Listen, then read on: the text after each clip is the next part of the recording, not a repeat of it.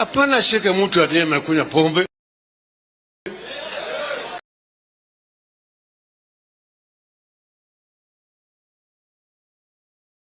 Pate kazi. Pate kazi. Lakini kama hakuna chochote ya kufanya, atafanya nini? Si apige pegi tu, ili asahau shida yake, sio? Kwa hivyo mimi ninataka kuambia jamaa wale hawaelewi shida ya Wakenya. Sasa sisi tulisema ati tunataka kubadilisha hali ya maisha ya Wakenya. Tulisema mambo mengi ambayo tulisema tungefanya, lakini hawa jamaa vile vile walitoa ahadi. Wakati ile walikuwa naongea mama mboga, ati yule hasla, yule mtu wa chini, yule bodaboda na kadhalika. Tunasema namna yake, ati chini juu, watu msaji wanasema haya yote. Siku hizi mnasikia hiyo lugha tena? Mambo ya hasla mnasikia tena? Ati hasla fund napewa mkopo wa shilingi 500. Shilingi 500 naweza kuanzisha naye biashara. Shilingi 500 naweza kuanzisha biashara. Yote ilikuwa ni porojo. Ahadi mingi zaidi. Ati nikiweka Biblia chini, bei ya unga itatoka 250, itakuwa shilingi 70. Imefanyika. Na sasa nilipata hazina, kulikuwa hakuna chochote. Serikali ya Handshake ilimaliza pesa yote. Nauliza, Handshake iliunda serikali gani? Raila alikuwa na waziri ngapi katika hiyo serikali? Nilikuwa na waziri, permanent secretary, hata kazi nilikuwa naye. Sikuwa na yote. Mimi niliambia Uhuru, ile kitu muhimu tutafanya ni kwenda kuuliza Wakenya maoni yao bila unataka mabadiliko tufanye. Tukaunda tume, jopo kazi, ambaye iliuliza maoni ya watu. Ikaja kaandika ile report ilikuwa inaitwa sio? Na BBI ilisema mambo mengi zaidi tulikuwa tunataka kufanya. Moja yao ilikuwa ni mambo ya one man, one vote, one shilling. Sio? One man, one man. Sisi tunasema namna hiyo. Nasikia siku hizi Good evening, lovely people. Good evening. Great to see you. Great to have you. Thank you for joining us here at Mtembei. This is Mtembei Live Show. Welcome to another awesome edition. This is your number one talk show, your number one online conversation show. Here we keep it real. Here we invite you to come in live and have a conversation with us. Here you are invited. I don't know where you are watching me from, but you are invited. You could be in your house, you are invited. In your workplace, umekaribishwa. Unatazama ukiwa wapi? Nieleze wewe Mkenya, unatazama ukiwa wapi? Karibu sana kwa hii show. Hii show ambayo umefanya ikakuwa show kubwa, show kali. Tuna mengi ambayo yametokea leo na ndio tutajaribu kuyachangamua 1, 2, 3 tuone vipi. Lakini zaidi ya yote nijulishe unaniona ukiwa wapi. Karibu sana kwa hii show yako kubwa, show ambayo wewe Mkenya umefanya ikawa kubwa. Asante sana wewe ambaye umejumuika nami, wewe ambaye unanitazama, wewe ambaye unaniona. Asante sana. Asante sana sana. Thank you for choosing Mtembei TV to be your number one online show, to be your number one talk show. Karibu sana na kuomba tu unifanyie hivi. And as I've promised, tumepeana zawadi. We have been giving zawadis to guys ambao wamekuwa wakishare. So fanya ile kitu wewe share and then tunakufanyia ile kitu. We will be rewarding you for sharing. We'll be rewarding you for liking this show. Like it on YouTube, like it on Facebook. We are live on all Mtembei platforms. Karibu sana kwa hii show. Hii show ni show yako, show kubwa, umeifanya kuwa kubwa. Karibu sana, tuma hii link kwa wengi. Utatuma aje? Kwa kushare. Share kwa Facebook, and as you're sharing, we'll be doing one thing for you. We will be awarding you, and soon you'll be these guys alive getting their presents. Asante sana wewe ambao ukishare. Let's go great. Joining the conversation. Mengi happen. Is handshake looming? Sijui. Could we be having a handshake very soon? Sijui. The bipartisan talk began today. I'll be updating you about that. We also had the Muranga Shockwave that was happening today. Today, Raila ventured into Mount Kenya. The message was clear. The message was home. Those who thought probably he wouldn't have a reception, he did. I don't know what is your reaction and what is your take. Let's have a conversation. Karibu sana wewe ambao unajiunga nasi, wewe ambao unajiunga nami. Karibu sana. I'll be playing 1 or 3, 4, 5 clips. I want you to enjoy this show, but wacha tu enjoy tukiwa wengi. Fanya aje? Share. Send this link. Make this link go to as many as possible. I will equally be telling you jinsi ya kuingia live. Hii show ni yako. Na kama vile nimekuwa nikisema, hii show si ya wewe mwenye Azimio la. Hii show si ya wewe mwenye Kenya Kwanza la. Hii show ni ya Wakenya. Wewe ambaye unajivunia nchi yako, wewe ambaye uko maeneo ya Muranga, hii show ni yako. Wewe uko Baringo, hii show ni yako. Wewe uko Kericho, hii show ni yako. Wewe ambaye unaniwatch kutoka Homa Bay, hii show si ni show yako. Kisumu mko ndani, karibuni. Mombasa mko locked, karibuni. USA, Wakenya wako diaspora wengi, mko karibu tu sana kwa hii show. So let me know where you're tuning in from, and then above all, let me have good time with you. How do we have this good time? Is by you sharing, by you commenting, and by you joining in live. Tuma ma shares kibao, and above all, hapo kwa comment section nijuze uko wapi, and I'll be reading it live here. But allow me to play 1 or 2, 3 clips, and then we will be back with this strong debate. Thank you so much. Joining the conversation. Asanteni wa Kenya kwa kufanya hii show kuwa show kubwa. Ofisi yake ya kununua ati furniture, nini hii hapa na pale. Ruto ananunua magari, na gari Uhuru aliwachia magari mingi zaidi ambayo hazina kazi. Ati Mudavadi wekiwa ofisi ya bibi yake, ya bibi ya Gachagua. Sinajua hao watu hawajui kuendesha serikali. Imezidi kuvuja. Uhuru alipokuwa pale alikuwa na rogota leo na kesho anatumia. Hakuna siku moja ambayo wafanyikazi wa serikali walienda bila mshahara kwa wiki 3. Hakuna wakati yote ambaye serikali ya county zilikosa kupata pesa kwa miezi 3. Ilikuwa ikikosa mwezi moja, ya pili pesa inakuja. Sasa serikali ya counties hawajalipwa pesa kuanzia Januari, Februari, Machi, sasa Aprili. Pesa hiyo imeenda wapi? Hata kiendelea namna gani, wasipofanya ile mbinu hawatakwenda pesa. Sisi na Kibaki tulijua uchumi kianza kupanuka. Ndio kaanza hizi miradi kubwa ambazo tunaziona zote. Ile Thika Highway si tulijenga. Zile bypass in Nairobi si tulijenga.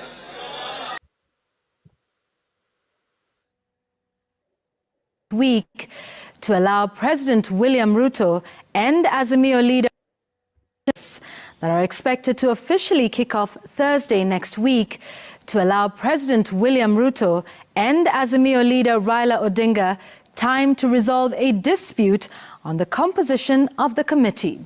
The two factions are split over the inclusion of 2 members, Eldas Member of Parliament Adan Kainan and his Pokot South counterpart, David Kosing, whom they say should not represent either of the coalitions since they were elected on parties not allied to them.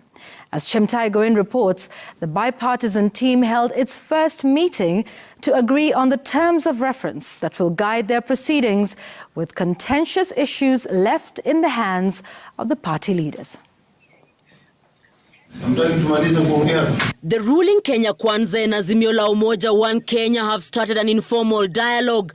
The majority and minority side held their first meeting to lay the ground rules for the 14-member bipartisan committee set to unlock the deadlock that had pushed the opposition to the streets. We have allowed the two negotiating teams to begin engaging informally to explore the issues of the terms of reference of this bipartisan process or committee and the nature that they should take. It is the beginning, and we are all intent in settling all the issues, and we have said that indeed we have been speaking at each other in press conferences, in rallies, in other public engagements, but today we begin to speak to each other, not at each other.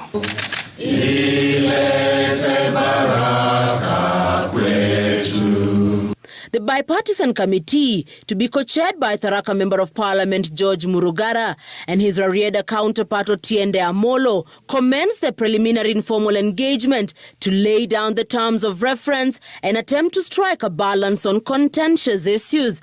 We wish to assure Kenyans that the committee shall endeavor to resolve all the issues that shall come before us for the benefit of all Kenyans.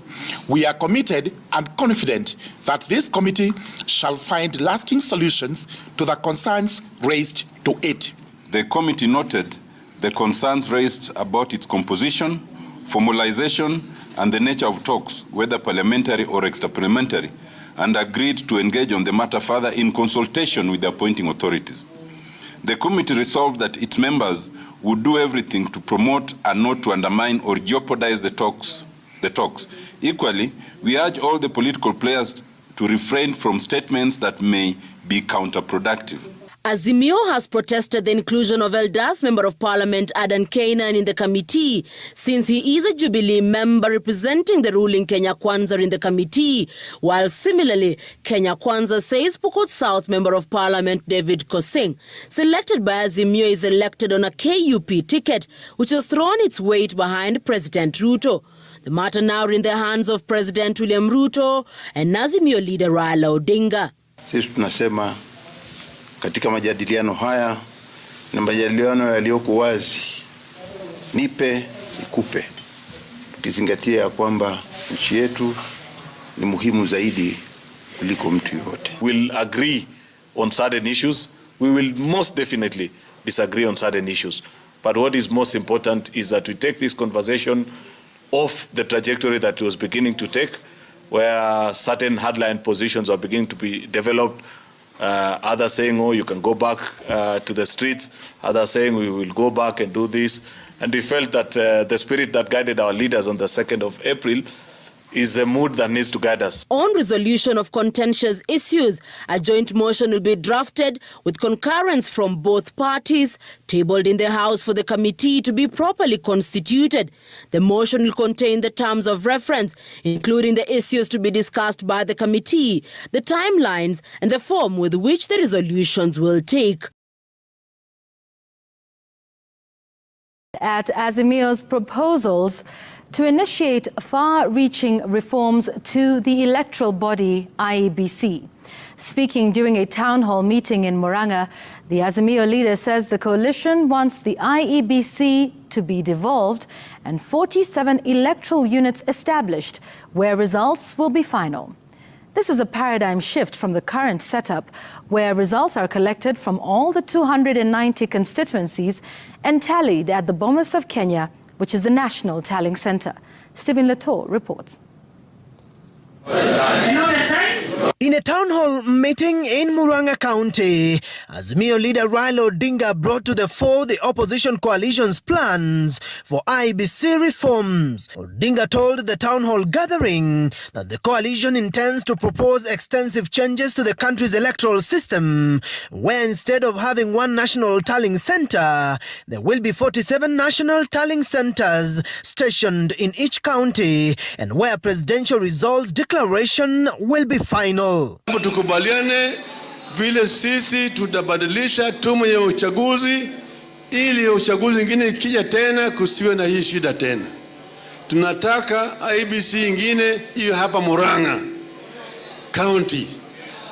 County. Na matokeo ambayo yamesema Muranga County inakuwa final. Tuelewana vizuri.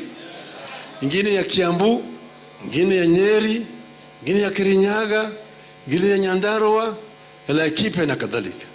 Ziwe 47.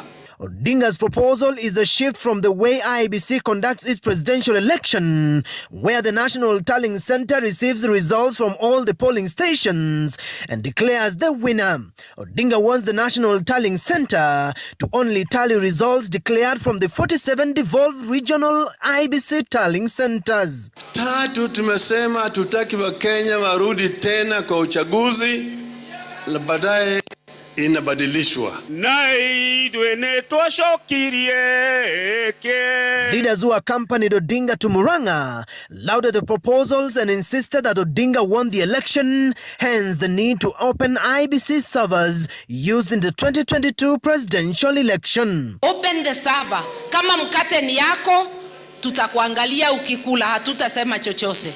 Kama ni yetu. Odinga also spoke of a plan to reintroduce the BBI constitutional changes that looks into the division of revenue among counties. Nataka ili mabadiliko tulipendekeza katika IEBC ili kwa BBI ya kusema one man, one vote, one shilling irudishwe.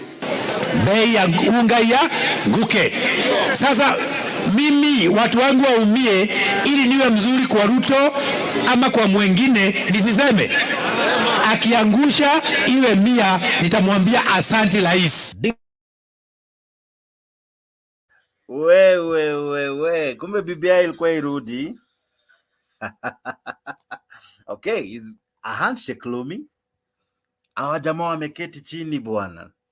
Hawa jamaa despite their hardlinings, despite kukufanya wewe ukasirike na side moja, wewe kama mwana Azimio unakasirika na Kenya Kwanza, wewe kama mwana Kenya Kwanza unakasirika na Azimio. Kumbe handshake ilikuwa happen. Sijui maoni yako, niambie unanitazama ukiwa wapi. Let me know. I invite you to the show. Come, let's have a decent conversation. Come, let's enjoy this show together. This show ni show yako, as I've said. Hii show sio ya any person, it is your show. Wewe mwananchi, karibu sana kwa show. Allow me to say who have been joining us live and from where.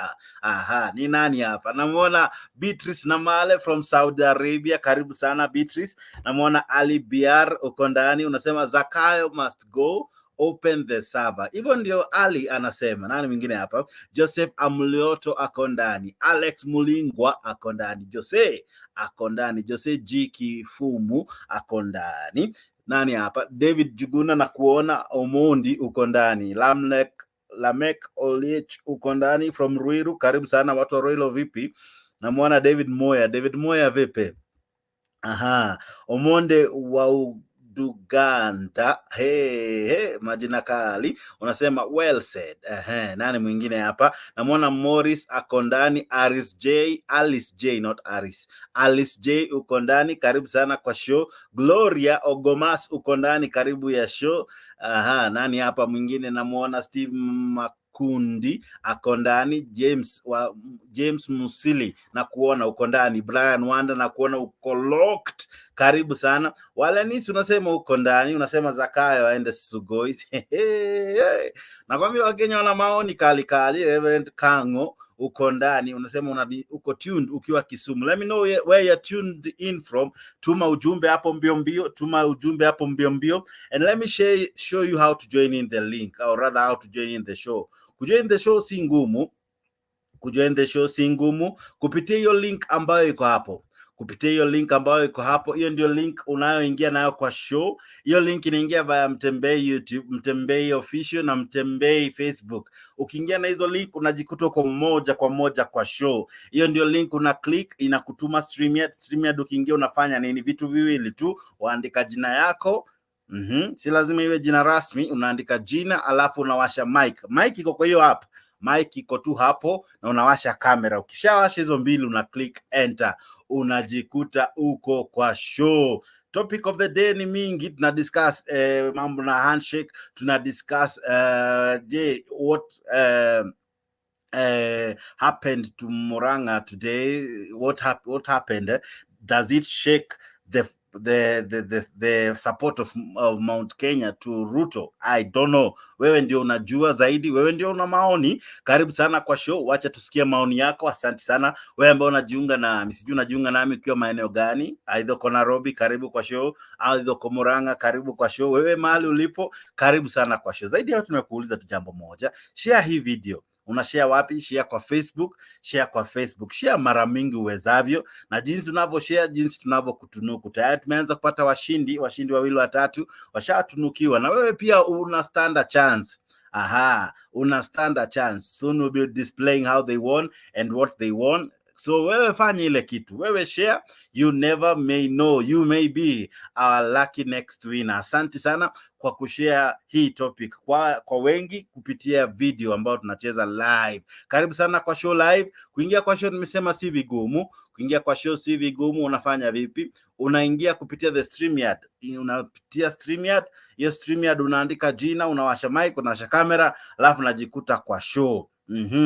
Je, Raila leo kujitokeza kimasomaso na kuonekana maeneo ya Muranga, does it shake Mount Kenya? Does it sway the vote from Ruto to his side? Mwangi wa Iria has come out strong. Does he replaces Rigathi Gachagua? I don't know about you. Let me know by you sharing. You share through comments. Tuma maneno yako, majibu ya swali ambazo ninauliza tu hapa, na zaidi ya yote pia nijuze unanitazama ukiwa wapi. Walenisi unasema uko, asante sana. Mogos Emmanuel uko kwa show, karibu sana, na kuona pia unanijoin in live. Karibu sana Mogash Emmanuel, karibu sana kwa show. Join me live. Asante sana kwa kujiunga nami. Sijui unajiunga nami ukiwa maeneo gani, sijui uko wapi, lakini wewe ambaye unanitazama, karibu sana kwa show. Karibu sana kwa show. Watu wa Mombasa, karibu. Watu wa Likoni, karibu. Lamu, karibu. Watu wa Garissa mjini, karibuni sana kwa hii show. Moyale vipi? Mnaendeleaje huko mliko?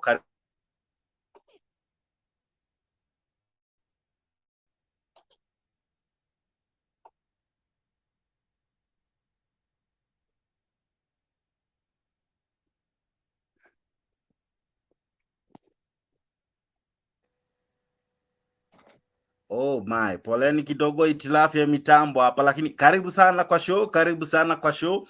Pole kidogo, itilafu hapa kule hazikosi. Kawaida ya hizi mambo. Karibuni sana. Naona Gilbert Wakubui unasema Raila is working for dynasty to reset themselves again. Are the dynasties resetting themselves? Wewe kama hustler, wewe kama mwananchi, nisikie maoni yako. Tuma maneno yako, tuma majibu yako, tuma semi zako hapo live kwa comment, na karibu sana kwa show. Emmanuel, vipi habari ya leo?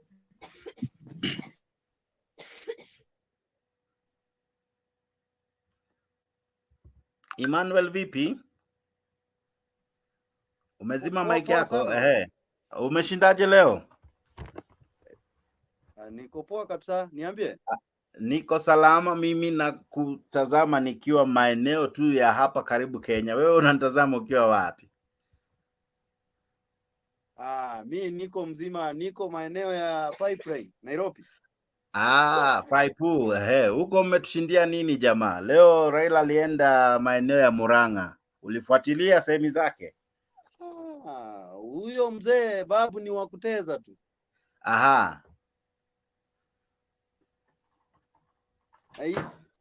na kuwatch tu live nikiwa inside. Huyo mzee sijui tumsaidiaje lakini. Kwa nini bwana? Mbona tena asaidiwe? Huyu mzee anasumbua babu, anasumbua. Asikia baada anasema tu ni maandamano. Na hii maandamano itatupeleka wapi bwana? Unajua sisi watu hapa Nairobi tu tunategemea hiyo ya lazima tuende kazi ndio tukule.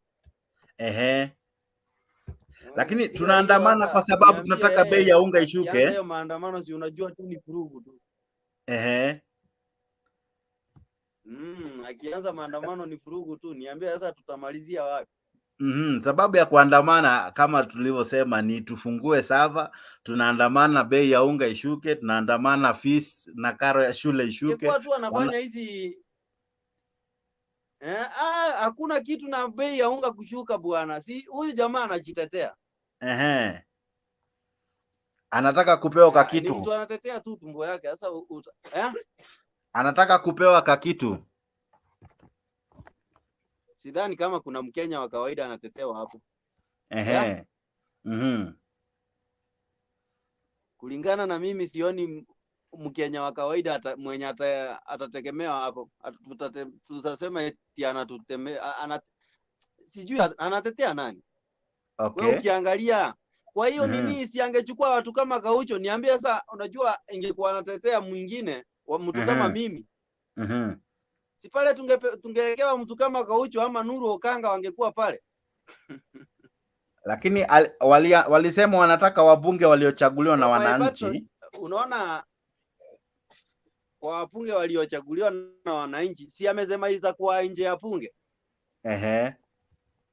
Kulingana na maoni yangu mimi sasa hapa juu anatetea, anasema tu ni sisi anatetea. Hapo angechukua mtu kama Kaucho juu itakuwa nje ya bunge. Hapo si haitegemei wabunge. Angechukua mtu kama Kaucho ama Nuru Okanga aenda apige mdomo pale. Hiyo story ishi. Lakini Gaucho hajachaguliwa na wananchi. Gaucho sio mbunge wa mahali. Si mbunge wa mahali ndio, lakini unajua amesema itafanyika nje ya bunge. Sasa hahitaji wabunge na wabunge anasema wakununuliwa. Hata yeye mwenyewe aamini wenye walichaguliwa na mlengo wake. Cornelo Chuka, habari ya leo jamaa. Vipi sana. Uko na mtu ajui bei ya unga hapo ni ngapi? Hata nitakuuliza tu saa hizi. Namuona Willy Trees uko ndani ya show. Karibuni sana. Namuona pia John Jenga. John Jenga vipi? Niko salama kabisa ingawaje niko kwa giza. Haina shida. Sijui kama leo pia ni matatizo ya sola. Hapana, leo niko Narok. Nimeshida shambani na sasa niko kwa kanyumba ambako kana giza. Lakini naona vizuri. Leo tumemwona baba akiwa maeneo ya Muranga mjini, na Muranga amefanya ile kitu. Unaona kama hiyo imemtikisa Ruto, na unaona kama watu wa mlima wameanza sasa kukubali mwito wa Raila Odinga na kujiunga naye na kuitikiana na semi zake. Naona kweli kule Muranga wamemkaribisha sana. Sijui ninasikika? Unasikika. Acha nianze na John Jenga Willis, alafu nitakuja nasikika ama network. Yes. Uko sawa John Jenga, uko sawa, endelea. Nilikuwa nasema ya kwamba anaye haja na ukichukia Mungu. Ukichukia Mungu yeye anaye haja na wewe. Mimi sijuagi ni nini hii Raila anajifanyaga. Watu ambao wanamchukia hawajempea hata MCA mmoja. Ni nini anatafutaka kwao? Na ni nini hata sijui hasa anashidaga huko Mount Kenya. Na hata wale walikuwa na yeye wawili, Kanini Kega na Sabina Chege. Hata walimtoroka. Yule mtu amebaki naye ni Kioni, na hii mwanaume mwingine yeye na hana cheo, ametoka kwa gavana hii na Aniba Iria. Ndiye anamdanganya tu hapo. Raila saisi angerudi nyuma. Lakini Wairia amefanya ile kitu nyuma pahali. Matana Wairia. Ile Raila angefanya ni vile Ruto alikoroga Machakos, amini Ukambani, na yeye arudi huko judio kwake. Wale ambao walikuwa wamepotoshwa kidogo awarudishe laini. Lakini anaenda huko kufanya nini?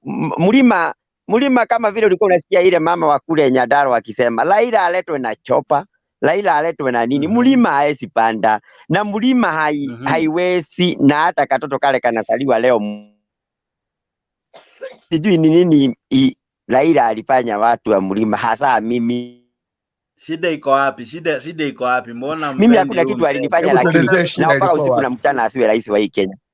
Na kitu alinifanya na sitampenda. Sasa hakuna haja mimi nakwambia kwangu mwenyewe mimi. Mimi nakwambia kwangu mwenyewe. Hata Raila atoe mwili wake uchomwe. Watu wa Muranga waone, watasema wafunguliwe Baranaba, Yesu asurubishwe. Hao ndio watasema, sijui anaendaga huko kufanya nini. Hawampendi, hata kale katoto kadogo hakajui kukauliza. Unataka Raila awe rais, kanasema. Tuliona watu wengi wakijitokeza kwa mkutano wake. Kwa hivyo, maoni yangu mimi sijui ni nini anatafuta Muranga, lakini nilikuwa yeda Muranga na Sugoi. Angalie kama hao watu wanaweza react somehow. Ndio furugu itokee, lakini hiyo furugu sasa watu wamerefuka. Ataenda Muranga akaribishwe, apata watu wengi, aende Sugoi akaribishwe. Peace. Nao Kenya peace iko kila pahali. Kwa hivyo ningesema ya kwamba akitaka hata kurudi Nyeri, akitaka kwenda hata kwa kina Karua, huko kote atasubuka na hakuna mtu atarusha jiwe. Na hakuna mtu atachafua na atagojewa na atarudi tena. Lakini dawa hivyo anasema maneno ya maandamano, hiyo hakutawahi kuwa maandamano Kenya. Dawa yao ilipatikana. Waende maandamano, tuende kwa gas na tukule busi. Hata sisi kwanza tunauliza maandamano ni ya lini. Sasa hizi ndio tunaitamani sana kuliko hatukuwa tunajua ni ya nini. Sasa hizi ndio tunaitamani sana. Wacha waende na sisi tupate nyama siku hiyo ya kukula na hii uga ilishuka.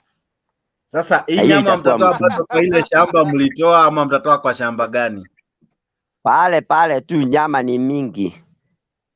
Nyama ni mingi. Aende maandamano uga imeshuka. Sasa hiyo hata tulikuwa tunashinda tutakula na nini. Hiyo dawa alipata. Hizi dawa tulipata. Hata sasa tunauliza maandamano ni ya nini. Aende maandamano tupate moto ya gas na tupate nyama. Mara hiyo. Dawa ya maandamano. Na ndio unaona sasa hizi badala hiyo maneno ya maandamano hawataki, wanasuguka Muranga, Sugoi. Hawawezi itisha maandamano juu anajua maandamano ilionewa 18. Na hata saa hizi watu wote wanaomba maandamano. Wale ndio wanakataa. Ndio maandamano ikuje. Juu kama familia ya Kenyatta imetegwa kila miaka mingi vile itaingiliwa kwao. Jia network inakosaga ilipatikana kwa maandamano. Sasa hata hakutabidi watu waamulishwe. Saa hizi kwenda maandamano tu wale wako karibu chukua busi. Hawezi kosa kwenda kazi kama mimi nakaaga hapa Roiro nikatae kwenda kazi Maligiti pahali na Panyaga. Alafu mimi nilale ja. Hapana, mimi sitaenda maandamano. Nyinyi endeni niingie kwa ile chakula iko karibu.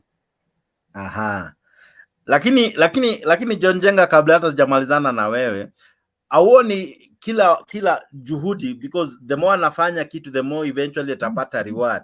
Hata Ruto hakukubalika tu immediately, ilibidi watu wamzoe, wamsikize, and eventually akakubalika. Wewe unaoni kama the more atazidi kukuja, the more ataletwa na Wairia, the more ataletwa na kina Kioni, the more atakuwa karibu na Karua, uoni kama hiyo itamsaidia kukubalika?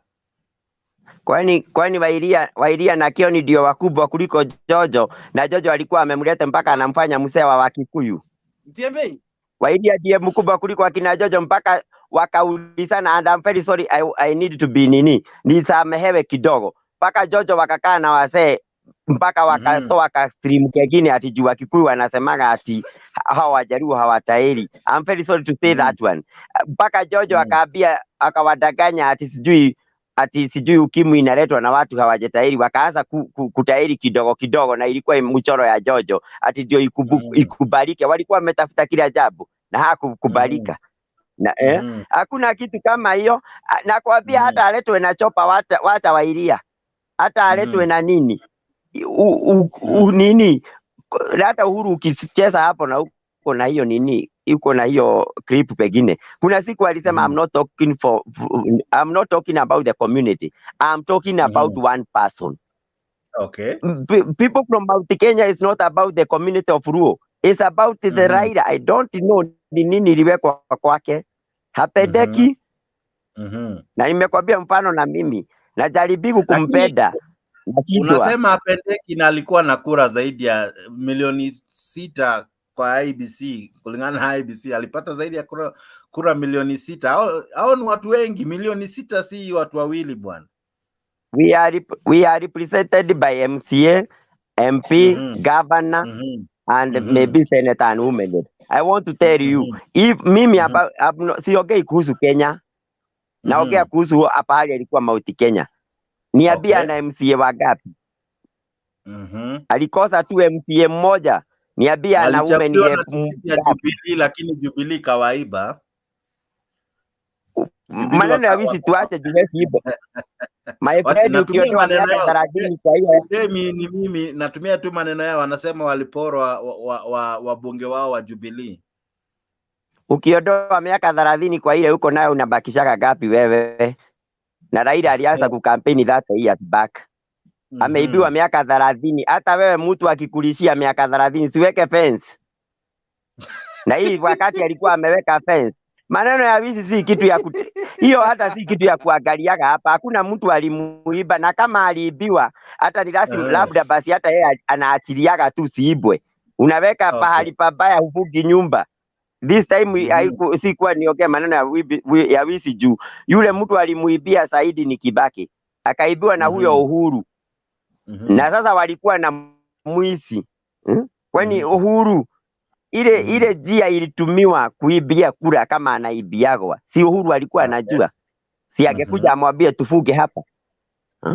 Na kama wamemuiba na Ruto, si wangemwambia tufuge hapa? Mimi maneno ya wizi sitakai kuongea kuhusu wizi wa kura. Mimi nataka kusema ya kwamba hiyo maneno 2007 Raila aliibiwa kura kabisa, na hiyo ilijulikana. Na mimi ninashagaga sometimes juu kwanza aliibiwa na Kiwete. Kibaki siku alikuwa kabla jenga arudi.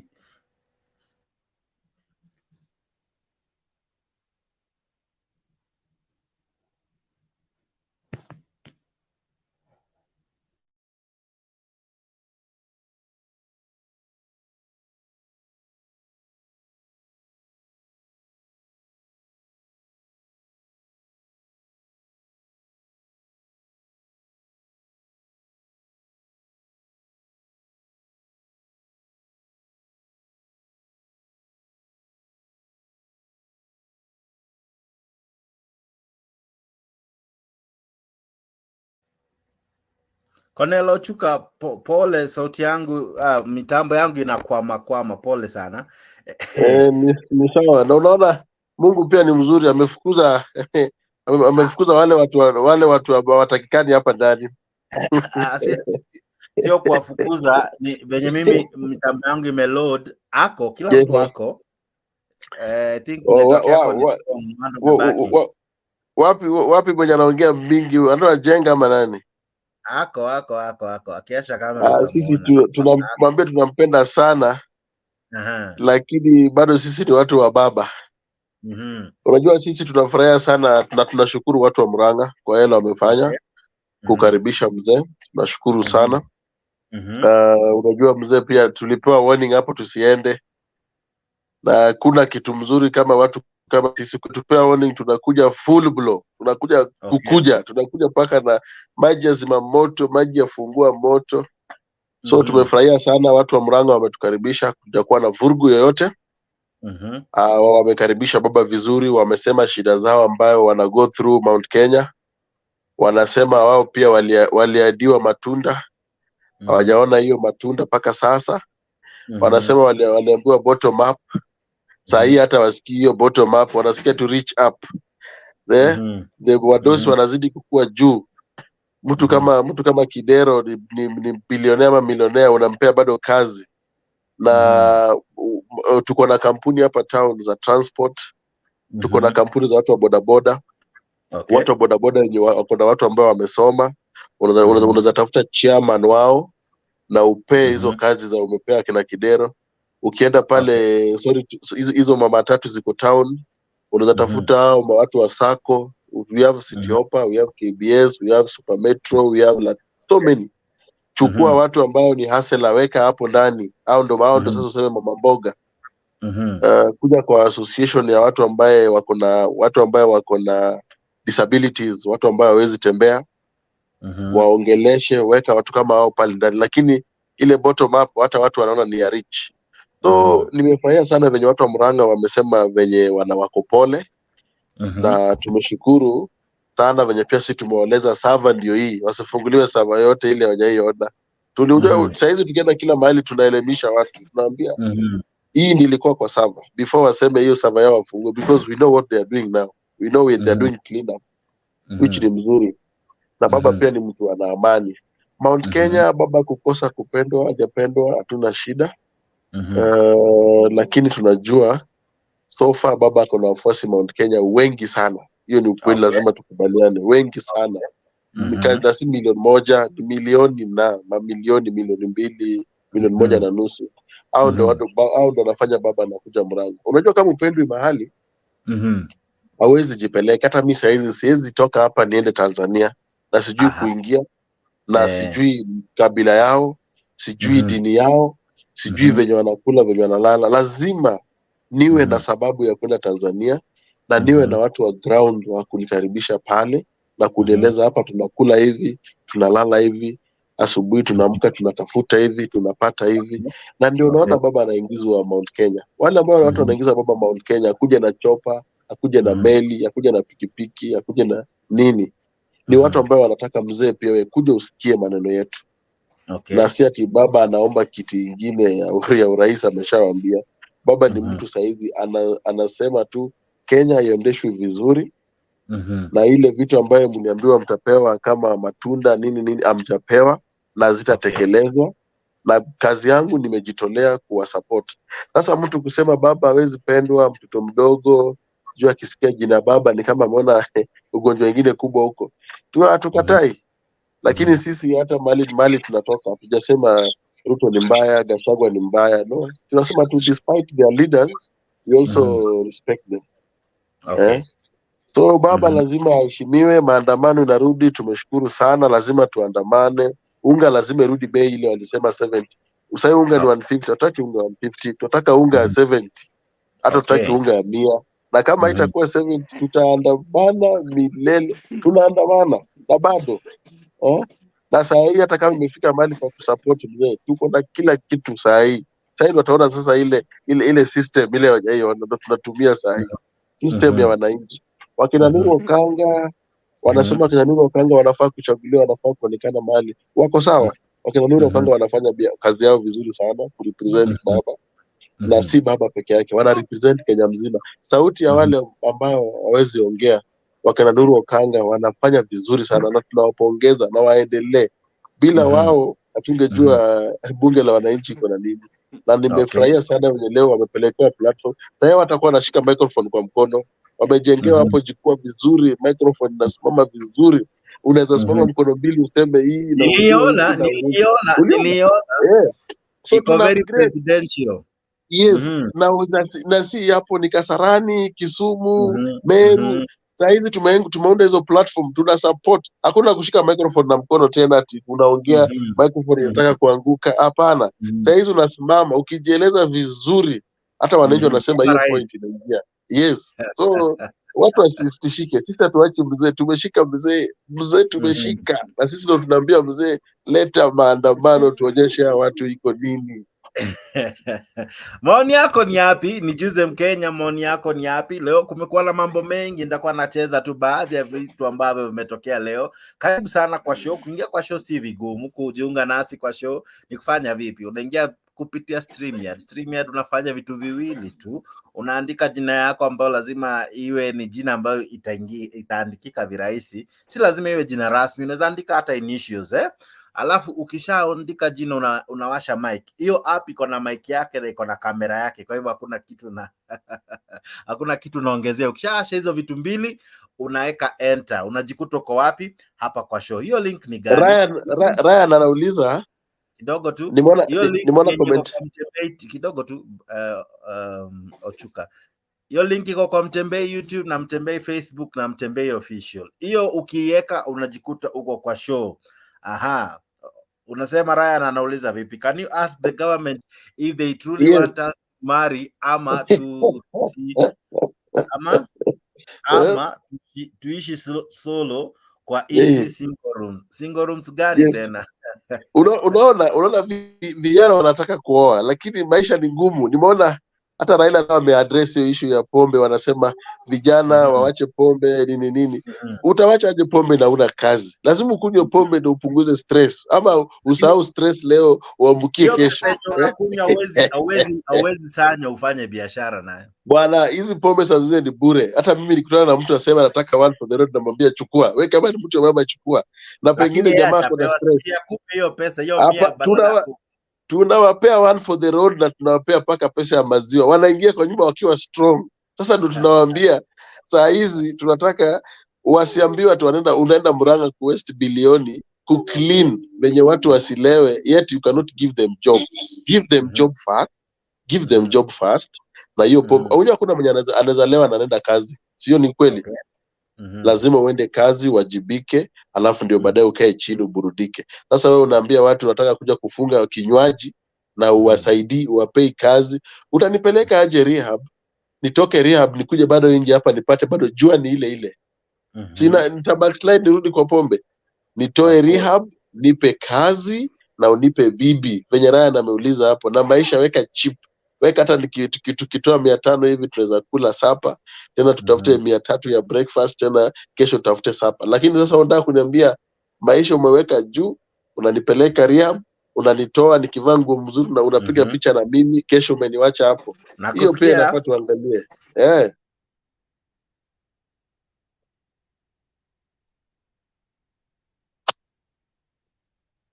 So hivyo iko sawa.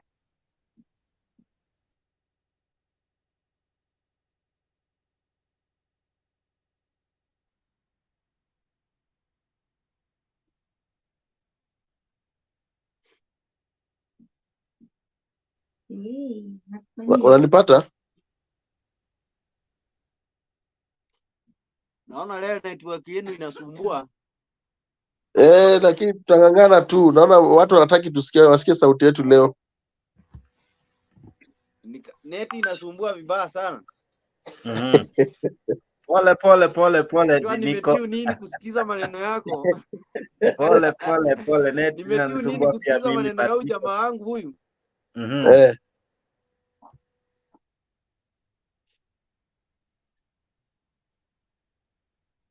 Kitu inataka kunikosea ni net.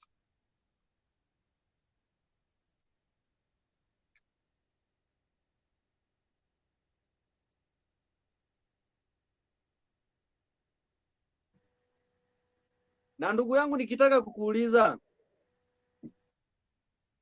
Uliza.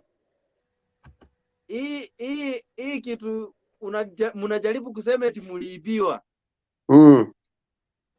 Mtu kama Martha Karua alileta nini kwa Azimio? Martha Karua alileta wamama. Alileta wamama wajane. Na akaleta kura Mount Kenya ile tunajua kwa sava inasema tuko na 1.5 yenye tujui ilienda wapi. Na wewe unajua mali ilienda.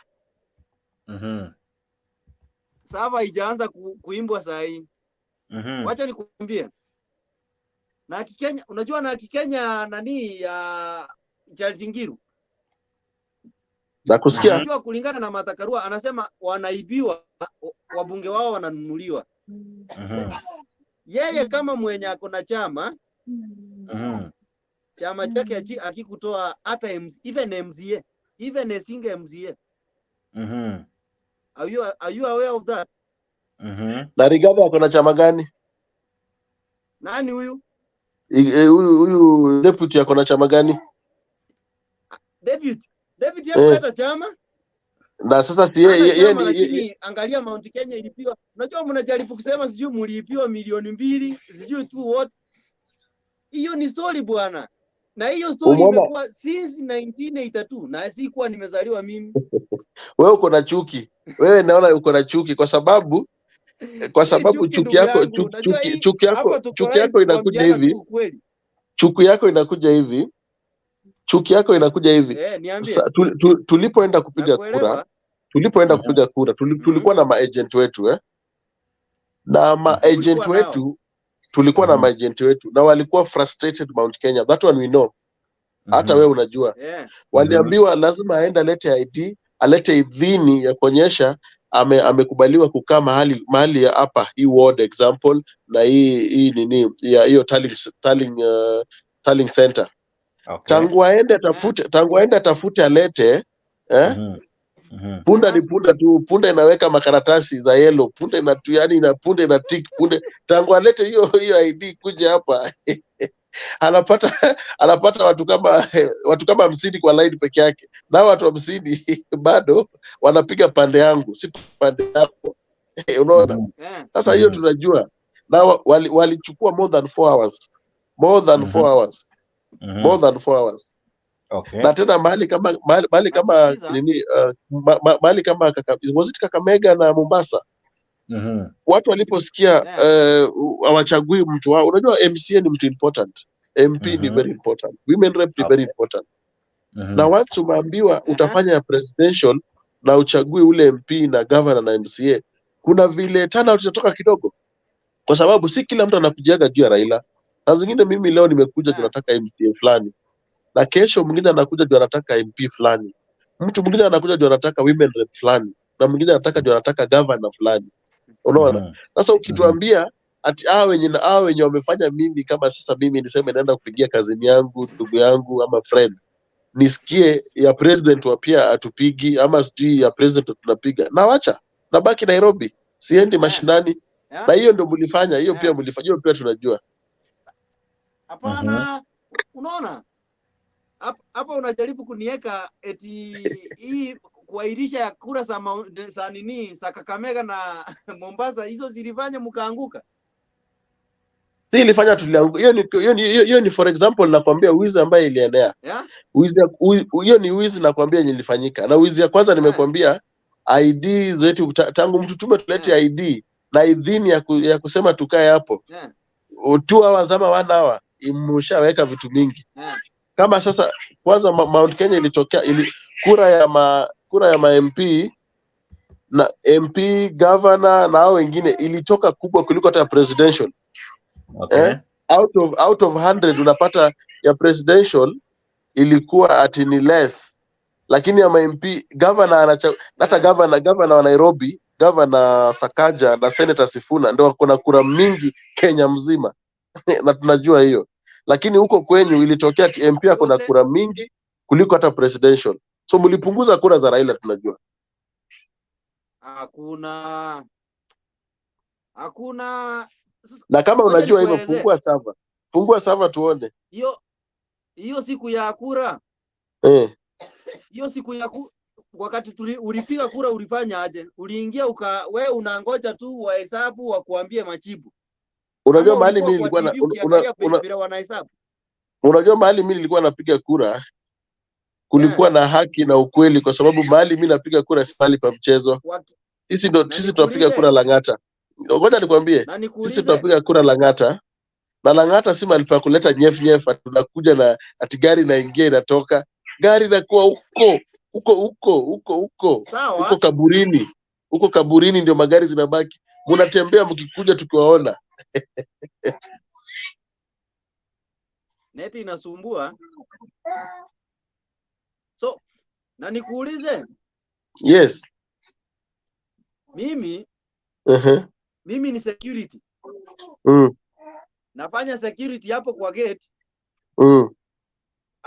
Kuna dili ingine imeingia hapo yenye imeivana, naona tu ikiingia hii deal ikiingiana vizuri, unajua nitaikula vizuri na ninalipa tuseme nalipa 10,000 na kuna deal imeingia kitu tuseme 500,000 yeah, nakusikia nakupata. Sasa tuseme hii deal ilikuwa wewe ama mimi, hii deal utaikataa na unaona kabisa imeingiana, sie kitu yenye utapiga porocho. Sasa sisi kama watu wa baba huwa tupendi hizo. Sisi kama watu wa baba huwa tupendi hivyo. Kama kura imekuja tunapiga kura ukweli. Sisi watu wa baba tunaga deal. Sisi watu wa baba tunagi nyuma. Na hiyo ndio hata wewe unajua. Hata wewe unajua mapenzi tunapea huyo mzee ni mapenzi ambaye hata wewe huwezi, hata nyumba yako hauna mapenzi kama hiyo. Huwezi pewa mapenzi ya baba anapata. Mapenzi ya baba ni genuine. Naelewa wewe unajua, hata moderator wetu anajua. Hiyo kitu najua kabisa, hata even moderator anajua. Kura ya Kenya kura ya Kenya haijawahi pigwa na haijawahi eti unangoja upigiwe upite. Lazima utumie pesa. Na si hiyo ndo tunakwambia, na hiyo ndo nakwambia mlifanya. Hiyo ndo nataka tuagirie hapo mimi na wewe. Agent wenu hapa Bomas. Sikiza kidogo. Shida nyingine ilikuwa hapa Bomas.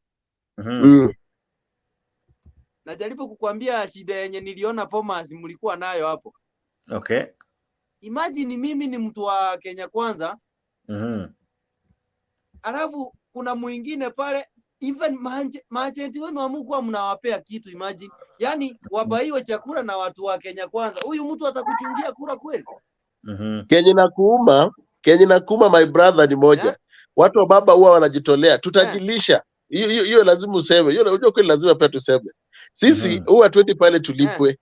Mimi naweza toka hapa niache nyumba yangu niende ni volunteer kufanyia baba kazi for free because tuko na kazi zetu tunafanya. Lakini nyinyi mkiona Ruto mnaona biashara, nyinyi mnaona business. It is not about business always. Sometimes you need to stand na speak about the country venye iko na ukweli, the truth about it. So we tuna volunteer. Wewe ulitoona tuko na njaa, lakini mimi sijaona mtu alikuomba chakula. Hata saa hizi sisi watu wazimio tunaandamana, tunasikia uchungu pia sisi venye utumi iko, tukiandamana tupati unga. Lakini bado tunaandamana kwa sababu mapenzi ni free of charge. Atulipishwi, atuitwi, tunajitokeza sisi wenyewe. Tunaacha hata maofisi. Ndani nimevaa Azimio, lakini nje nimevaa shati ya white. Ukikuja nachukua pesa yako pale na hesabu. Jioni niko maandamano free. Na tunafanya kazi kwa ofisi. Nikimaliza bibi anakuja ananichukua town na anarudisha kwa nyumba na nakaa na bibi. Okay. Asante sana Kilian. Kidogo tu acha nikaribishe pia wanaojiunga nasi. Kilian, habari ya leo? Kilian Chondo, na kuona uko ndani ya studio. Karibu sana bro. Siku nyingi umejificha hii mtaa sikuoni. Karibu sana kwa show. Thank you for joining us. Asante pia wewe ambao unajiunga nasi. Kujiunga nasi si ngumu. Hiyo link unatumiwa hapo na Mtembei TV. Mtembei TV, Mtembei Facebook, Mtembei Official. Those places tuko live. Kwa hivyo ukiona umetumia link na hizo ndio link unaunda nayo StreamYard. StreamYard ni app ambao unatumia. Ukiklik unaandika jina. Unaandika jina yako, si lazima iwe jina rasmi. Alafu unarudi unafanya nini? Unarudi unaweka camera on, unawasha mic, alafu unajikuta kwa show. Kwa studio ninao wajamaa ambao wamebobea, wanajaribu kuchangamua swala ambao limetokea leo. Mambo mengi yamehappen na niko naye Kili Chondo, na mwajita Chondo hapa. Ako kwa studio pamoja na Ochuka ako ndani pamoja na John Jenga. Wana mengi ya kusema. Wacha tuwasikize alafu nitakuwa na kujuza mengi ambayo yamejiri. Zaidi ya yote na kuchezea clip 1-3 ili ujue na nikufahamishe yanayojiri. Asante sana kwa kujiunga nami. Thank you so very much. Chondo, habari ya leo? Nashukuru niko mzima kabisa.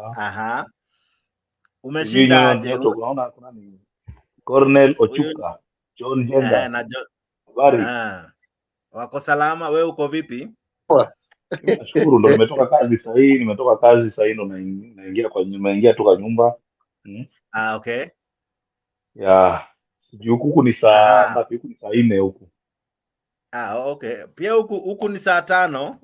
Kwenye 4 mchana, 4 usiku. No, 4 usiku, 1 hour difference. It's summer. Now it's summer. So tunaingia spring inaisha, tunaingia summer winter, but winter inakuwa 2 hours, now it's 1 hour difference. Sasa mingi vile. Okay. Okay, karibu sana. Nieleze maoni yako ya piloto kuona Raila Odinga akiwa maeneo ya Muranga. Na tukaona Mwangi wa Iria akimchapa support moja kali, tukamwona jamaa aliyekuwa anaitwa Derito Moreithi wa Laikipia akiwa kwa show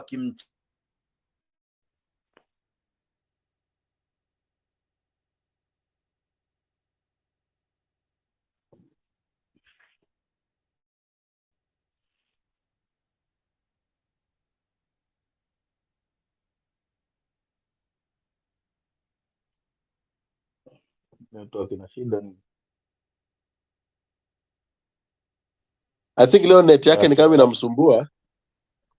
Naona amehang.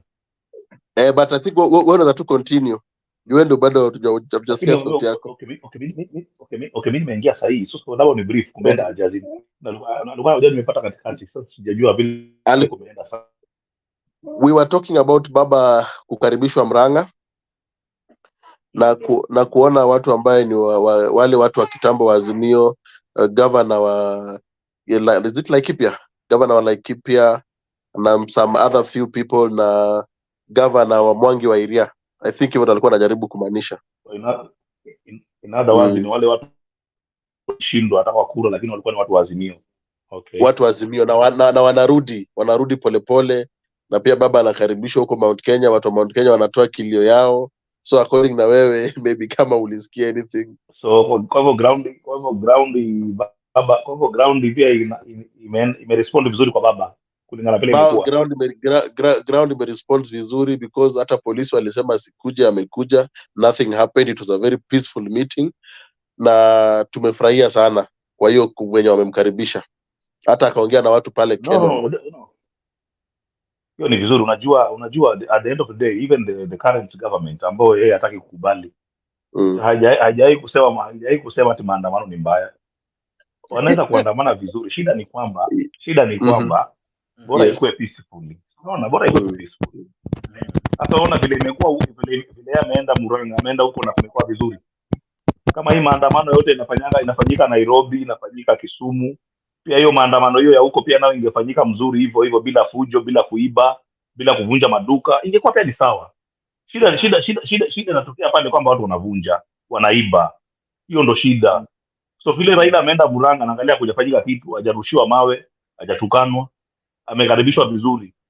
Vile ndo vile maandamano zingine pia zingekuwa hivyo peaceful hivyo. Hata sidhani kama kungekuwa na shida. Ingekuwa shida ni kwamba wale watu wanaiba, wanavunja, duka zingine zinafungwa, watu hawafanyi kazi.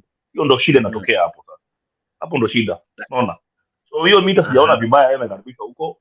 Kama amekaribishwa vizuri, hiyo ni mbaya, ni Mkenya, ana right ya kwenda mahali kokote. Hiyo si vibaya kabisa. Hiyo ni sawa. So mimi naomba hiyo nimeona pia makaribisho yake yalikuwa yametulia, hayakuwa na vile tu nasema, hayakuwa na kasoro, ingawa jana kulikuwa na mhemko kidogo ati polisi walikuwa wamezuilia, lakini walikaribishwa vizuri, hakukuwa na any fracas. Sasa ngoja nikwambie. Sasa umeona kwamba watu wa Kikuyu ni watu nasema watu wa kule Central ni watu wazuri. Watu pia wanapenda amani, hata kama Raila sio lakini hawajamtukana, hawajamrushia mawe, hajafanywa fujo. Mbona hao wengine watu wa Kisumu, Ruto, wanaenda kule wanafanya vituko, wanafanya fujo, wanavunja, wanaiba, wanafanya vituko, wanakuja Nairobi wanavunja maduka mpaka sasa wanaiba. Kwa nini wanafanya hivyo? Kama kule wameona mfano mzuri. Wameona mfano mzuri, wameenda huko na wamekaribishwa vizuri, hawajatukana,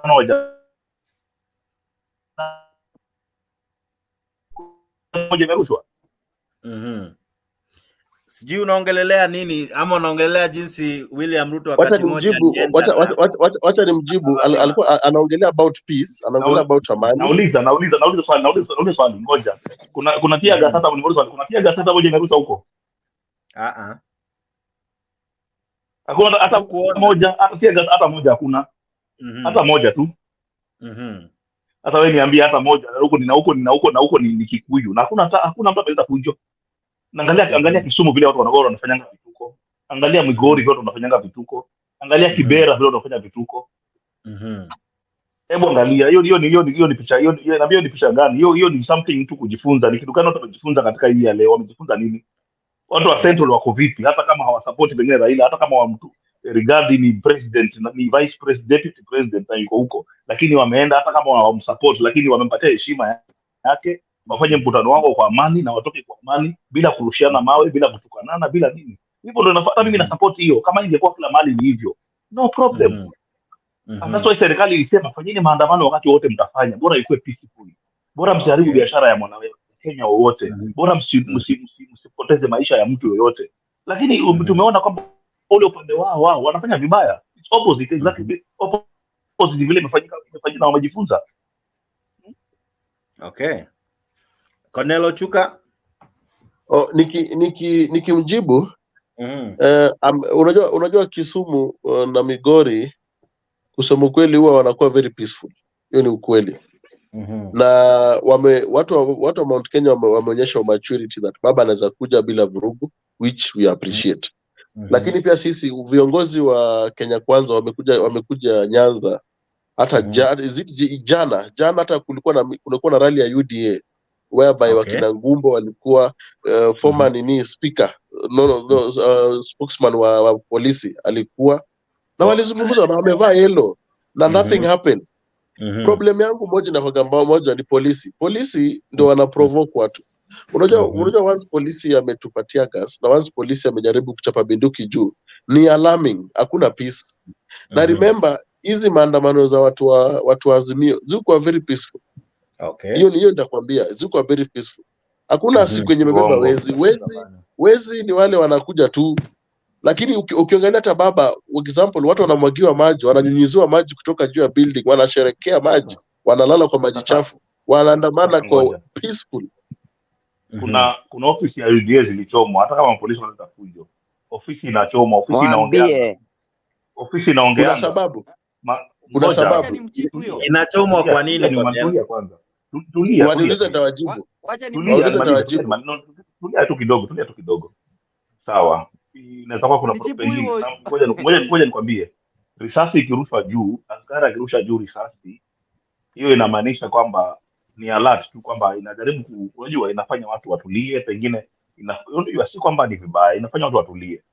Risasi ikirushwa juu haijamaanisha hata wanataka kuua. No, ni kwamba watu watulie, wajue hapa ikiwa mbali itakuwa mbaya. Ni kama ni it's a way of itakuwaje. Lakini ukienda kuchoma ofisi ya UDA Migori, sijui ilikuwa UDA magari. Ukichoma hiyo ofisi inaongeanga, gari inaongeanga. Kulikuwa na meeting ile ya nani huyu wa CA company, nani huyu Ezekiel Chiloba yule. Kisumu wale walipoenda wakavamia, wakachukua masufuria, wakaiba chakula, wakaiba sijui manini. Huko walikuwa wameitwa nani? Huko kulikuwa na polisi, waliingia wakavamia, waliitwa na polisi. Kulikuwa tia gasi hapo. Hakuna. Kuna ule Masai Somali sijui nani yule ana wholesale market yake. Supermarket yake ilivunjwa ikaibwa. Yeye alikuwa ameandamana. Yeye alikuwa ameongea na mtu. Yeye alikuwa na duka, watu waliendaje kwa duka, kwa wholesale yake wakavunja wakaiba vitu. Alikuwa analalamika pale, amefanya makosa gani na mtu? Yeye alikuwa ameongea na nani? Yeye alikuwa polisi. Yeye mwenye supermarket alikuwa ni polisi yeye. Yeye ni polisi. Haikuwa polisi. Tumeona station town walivunja kwa nyumba, walivunja nyumba Mbakasi kule. Waliibia, walivunja maduka, wakaiba masaluni. Mtu kwa barabara unasimamishwa, unaporwa. Sasa hiyo akipona kulikuwa na presence ya polisi karibu. Haukuwa na polisi, zilikuwa ni footage ilionyeshwa kwa media. Lakini hata hakuwa na polisi karibu, wanatembea kupata na kuibia masibo na kuibia. Wanakugonga, kulikuwa na polisi hapo. Hakukuwa na polisi. So unaona yoyote. So lakini leo Raila ameenda Muranga, so tukande Raila ameenda Muranga leo. Mimi naongea mimi hivi kitu chetu na nimeongea sasa, nakuuliza wewe, nauliza tu kila mtu mwenye nasikia. Raila leo ameenda Muranga, amekaribishwa mzuri, hakujakuwa na fujo, hakujakuwa na fujo, amekaribishwa, hata pia gazeta moja haijarushwa. That's maturity. Ndio imeonyesha maturity kwa watu wa Muranga, wa Kikuyu, japokuwa lakini hakuna fujo ilitendeka, lakini kwa Raila fujo all over, kuiba, kuvunja, kupora na kuua, hata vifo vimekuwa. So watu wa Muranga, wa biashara zao zimefungwa, wangesema wana revenge. Wangesema wana revenge, waue watu leo huko, watu wengine waliua, biashara zao zinazibwa huko. Kama wachia gasi ingekuwa ni normal, lakini hawana revenge, hakutaka ku revenge. Hiyo ndo maturity, umeona kwa maturity. Msimamo naona ukina mkono. Unajua Uchondo ni muongo na haelewi kati ya maandamano na mikutano ya majadiliano. Hakukuwa na mikutano ya hakukuwa na maandamano, kwanza uliofahamu Chondo. This is public gathering. Wananchi wapewe nafasi ya kuzungumza kuhusiana na masuala yao. So utofautishe kwanza maandamano na public gathering. Hiyo nao uwe nayo, usikudanganye. La mwisho kama huyu jamani muongo na anajaribu kuleta kulia kwanza. Kidogo kabla utoke kwa hiyo point, Pia Chondo anasema kulikuwa na mkutano ambao ulifanyika Kisumu na pia ilibadilika, badala kuwa mkutano watu walivamia, wakala chakula, wakabomoa tent, wakabeba hadi zile safuria za kupakulia, na hiyo ilikuwa tu mkutano kama jinsi tunavyosema. Hapo pia utasema public gathering. Ilikuwa public gathering. Kiloba mlikuwa na mkutano Kisumu. Walivamia ule Ezra Kiloba, alikuwa ni communication ilikuwa ni mkutano wa uhusu maandamano, wakavamia tu huko, wakaingia na yeye kukaribishwa. Hiyo ilikuwa tu ni kando kabisa. Lakini acha nikwambie kaka yangu, kwanza subiri kwanza nieleze kwanza. Kwa sababu subiria basi nikumalizie jamaa wangu, sutulie, mbona una pressure? Yana watu wazikusikiliza wenzako. Pressure ni kukaribia point ikipotea itapotea na kuweka kwanza. Wewe umezungumza, tumekusikiza, wacha tukuzungumze. Na kupole pia wewe uko mpole. Ongea umalizo kwenye utajibiwa. Ndio basi nipa nafasi tunaweza kuzungumza utajibu. Ala? Umeona? Wewe huyu jamaa wangu kwanza atofautishe kwanza public gathering na maandamano. Alafu pia mwisho nimwambie tu kwamba usichukue maswala na guns na watu wamepangua kuharibu watu wamelipwa kwenda kuharibu, kuchafulia jina la wengine, alafu ulete hapo propaganda waanze kudanganya wananchi ati sijui Raila watu wake wana ABCD. Kwa sababu kama ingekuwa kuna fujo basi Ruto hatungemuona Kondele, wala hangeenda akapiga tribu zote kule. Kuna lipi lilofanyika? Lakini na ukisema kwamba labda pengine ukisema kwamba labda ni nini, basi tulishuhudia hata Raila Odinga wakati wa rally zake alipokwenda kwa kina Ruto, mbona ndege yake ilipigwa mawe? Who are those? Walikuwa Wajaluo pia. Unajua vitu vingine lazima tuvilete hapa na maana, alafu tutofautishe kati ya maandamano na public gathering. Hapa kuja kuwa maandamano kaka. Maandamano ni peaceful, wacha nikwambie kweli. Kama ulifuatilia maandamano na Mkenya mzalendo, maandamano yalikuwa peaceful. Yanaenda pale mahali polisi wameambiwa stopisha hawa watu, wao ndo wanaanza kurusha tear gas, wao ndo wanaanza kumwagia watu maji na vurugu ndio inaingia pale. Hawagunzi wanaingia pale ambao wanavunja maduka unyametuka ili kuharibu watu wengine bwana. Tumetoka kwenye huo. Ndio maana mimi hapa mahali hapa nasikia kwa uongo na unafiki hapa. Ni sawa. Wewe mnaangalia propaganda hapa. Wewe nani huyu? Simamo. Wewe msimamo mambo, angalia mambo ya kule ile grupu mko nao kule, usilete hapa. Huko mnatufukuza huko. Wacha kuongea mbaya hapa. Hata hapa nyinyi pia mmetufaidi sana nyinyi. Sisi tumeanzisha mtembeo hata kelele yako. Mdomo usilete hapa. Mlitutoa huko, hiyo mdomo usilete hapa. Una mdomo. Wakati umekuja kitu tumejenga mpaka umefikia hapo, unaniambia nini wewe? Kila mtu we have an open discussion. These are open discussion. Mtu ana uwezo. Usinyambie mambo ya kule. Hata hapa ni nyumbani juu nilichangia sana tu hapa jamaa yangu. Sasa kila mtu atoe mchango wake, lakini mtu akiongea kule na kule, mimi niko kokote. Mimi ni mwananchi mzalendo, nikiona na misizi mahali nitakukanya kaka. La kusani unaambia mambo ya kule na huku. Mimi siko hivyo jamaa.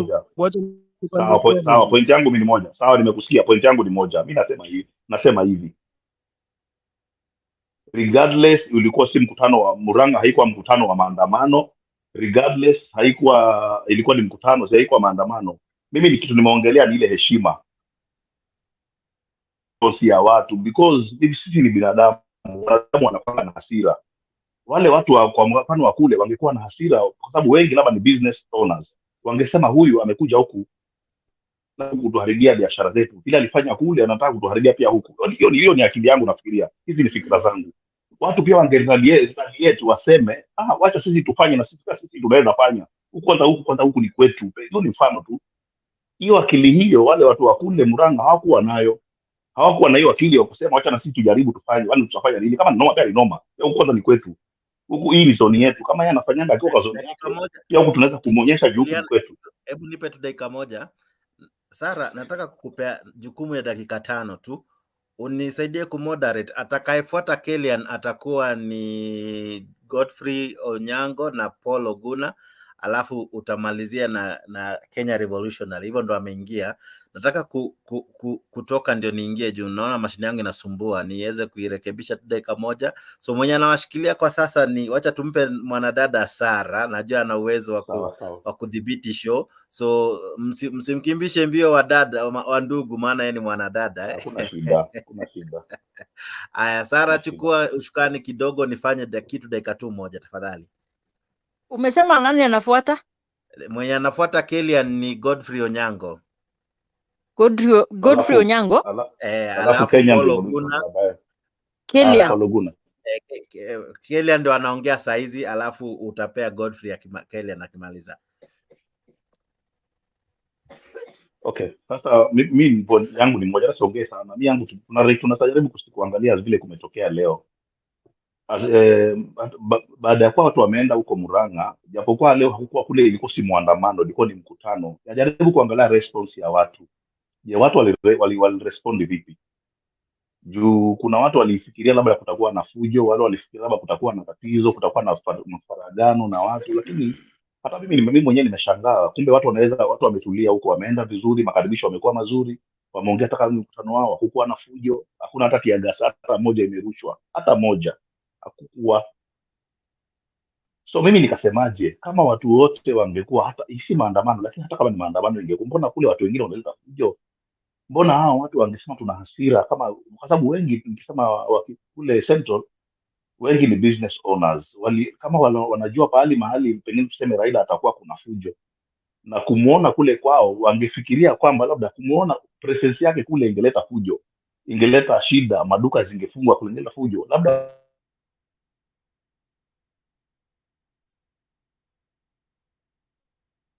watu walioweza kwenda kusupport walienda, wenye hawakutaka kwenda walibaki wenye walibaki, lakini hawakwenda kuinterfere, hawakwenda kuleta vurugu.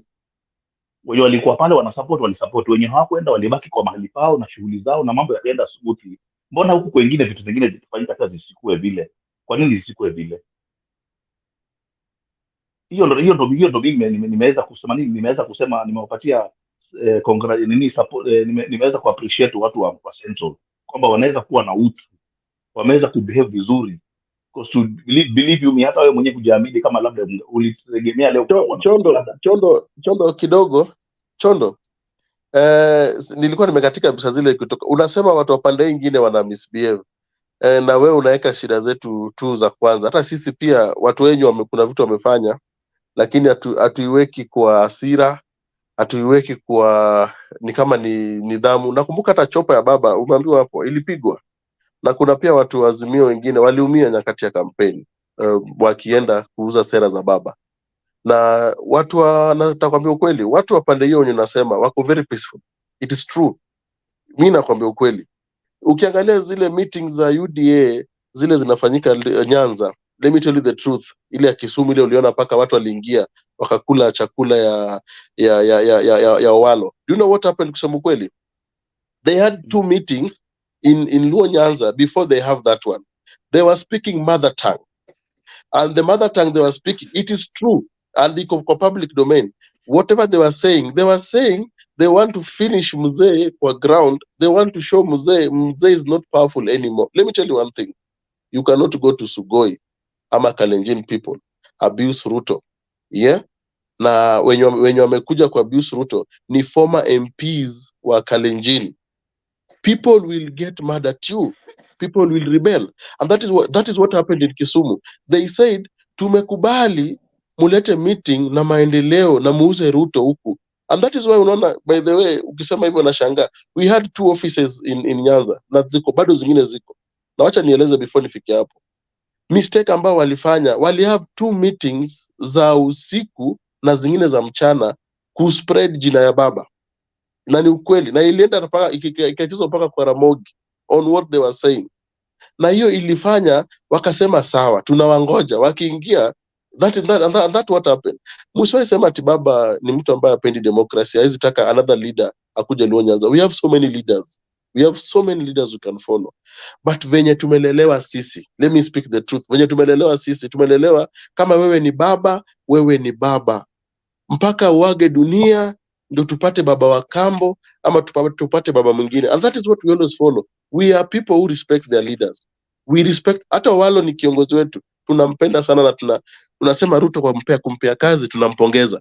Lakini aende polepole, Ruto amempea kazi, afanye maendeleo yenye Ruto amemwachia.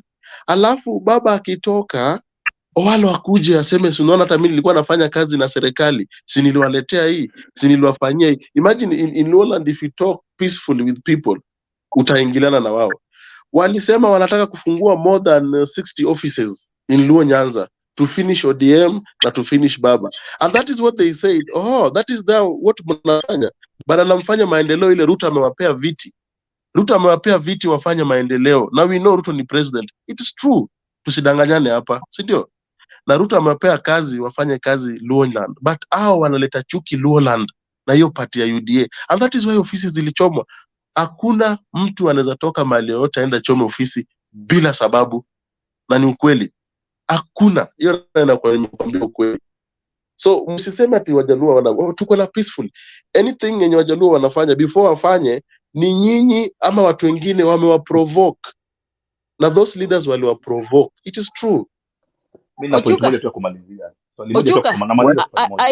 I thought you were submitting something from Okango, but umeenda sasa ukitupea ni nakupatia dakika moja. Sawa, nakupatia dakika moja ndio tuende kwa ndugu wetu. Sawa. Ochuka nakuuliza hivi. Okay, tuangalie upande wa maendeleo. Sasa watu kule Kisumu, Kisumu watu wakiandamana, walienda wakavunja mochari, wakaiba vitu za mochari. Ile watakusema hao ni guzo, walikuwa haya ndio wakaharibu. Sasa watu wa Kisumu. Sasa mimi ngoja nimalize. Swali langu ni ngoja. Ngoja nimalize ndio nikimaliza uongee umalize wewe. Mimi namaliza kumaliza. Sawa. So uone maendeleo vile naenda kama si amani, mwisho wa siku kimaendeleo hata huko Kisumu kimaendeleo mnarudi nyuma because hiyo facility ni yenu. Na hata hiyo kuna vitu vingine mkiharibu mkichoma kama maandamano haiko peacefully. Si hizo mtaona mkatika maendeleo mnarudi na vitu vilijengwa mnajiregesha nyuma nyinyi wenyewe. Because mnasema ni sawa mnapinga sawa mmeprovoke. Polisi labda wamekuprovoke. Sasa unaenda kuvunja mochari kuiba mfano na zile vitu mmeharibu. Si mbona bado kimaendeleo mtabaki nyuma. Kuna zile county watu hawafanyi hivyo. Kuna zile kaunti hawafanyi hivyo. Kimaendeleo mtabaki nyinyi mko nyuma. Kuna kaunti zingine hazifanyi kitu, vitu zao zinabaki intact. So kama ni maendeleo maandamano ikiisha wataendelea na maendeleo yao. Nyinyi itabidi mnarudi back to square one kurekebisha zile vitu zilizoshatengenezwa, msikaanze kutengeneza tena ambao mlijiharibia wenyewe. Amuone nyinyi wenyewe mnajirejesha nyuma. Tunajiangalia kujibu Mr. Chondo. Okango, please. No, please. Jibu Ochuka, please. Yes. Mimi ndo naongea. Nimemaliza. Wacha nitoshe hapo please kwanza. Kuna watu wamekuwa irritated hapa, please. Mimi ndo naongea kwanza. Let us give other people to submit and then tukuje sasa for discussion. Sara namjibu then nakuachia. Na before nijibu ningeomba from mimi tupe Sara alafu na wale wengine pia waweze tuweze kuelewana. Tukiargue I don't think tunaweza make point zetu. To make 2 point yetu na peacefully na tuelewane. Naomba hivyo. So from mimi itakuwa Sara then the rest. So mimi na Chondo tutanyamaza. Mimi wa mwisho kwa sababu kuna watu hao wengine walikuja mbele yangu. Okay. So I think I was the last person. So my point is hiyo mambo ya mochari ni aibu kubwa sana, na naweza sema I think wale watu walienda, I don't think walikuwa naenda kuiba. Kulikuwa tu na motive ya wezi in between. I don't think kulikuwa na motive ya kuiba mochari ama ya kufanya anything. But watu wakiandamana in between, watu wakiandamana kuna hoga Paul, nipe time kidogo, utakuwa na time yako. Ndio tuelewane. Tusilete nini. So I think tukiandamana huwa kunakuwa na wezi in between kuna wezi. Hiyo ni ukweli. Si ati kila mtu amekuja pale kuandamana. Kuna mtu pengine anataka kuchukua kitu ya mtu kwa duka ya mtu, lakini hiyo siku ya maandamano anachukua advantage. Hiyo ni ukweli. So mimi Kenya naweza sema hiyo ya mochari ilikuwa ni aibu, but hatuwezi sema ni watu wa maandamano wa baba wa Azimio ndo alienda kule. Hiyo lazima tukatae. Hiyo tunasema ni wezi ndo alienda kuiba mochari, na ni wezi ambayo hata wana utu. Na kwa hayo si watu wa maandamano. Watu wa maandamano mimi venye najua ni watu peaceful. Asante sana. Okay, si ni mimi? Yes. Wacha nataka nijibu Wachuka kidogo kwa sababu mimi niko Kisumu hata saa hii. Kuhusu hao watu wenye walivamia mochari. Kidogo tu. Siku yenye watu walikimbia, umejua hiyo mochari ya Nyang'nyong'o ndiye alifungua. Na Nyang'nyong'o alifungua like 2 days alafu ikavamiwa. Kitu yenye ilitendeka. Halo? Unanisikia vizuri? Tunakusikia. Members please, yes. Wacha tupe time huyu jamaa nani aongee and then to switch off our nini mics, and then akimaliza mtu akiwa na swali weka mkono juu, we will give you please. Yes. Sasa siku ya maandamano kuna kijana alitoka shule. Huyo kijana walikuwa wametolewa shule, form 3 boy akapigwa na askari akauawa na risasi. Sasa wale askari wakamtoa nguo, wakampeleka kwa hiyo mochari mpya yenye Nyang'nyong'o alifungua.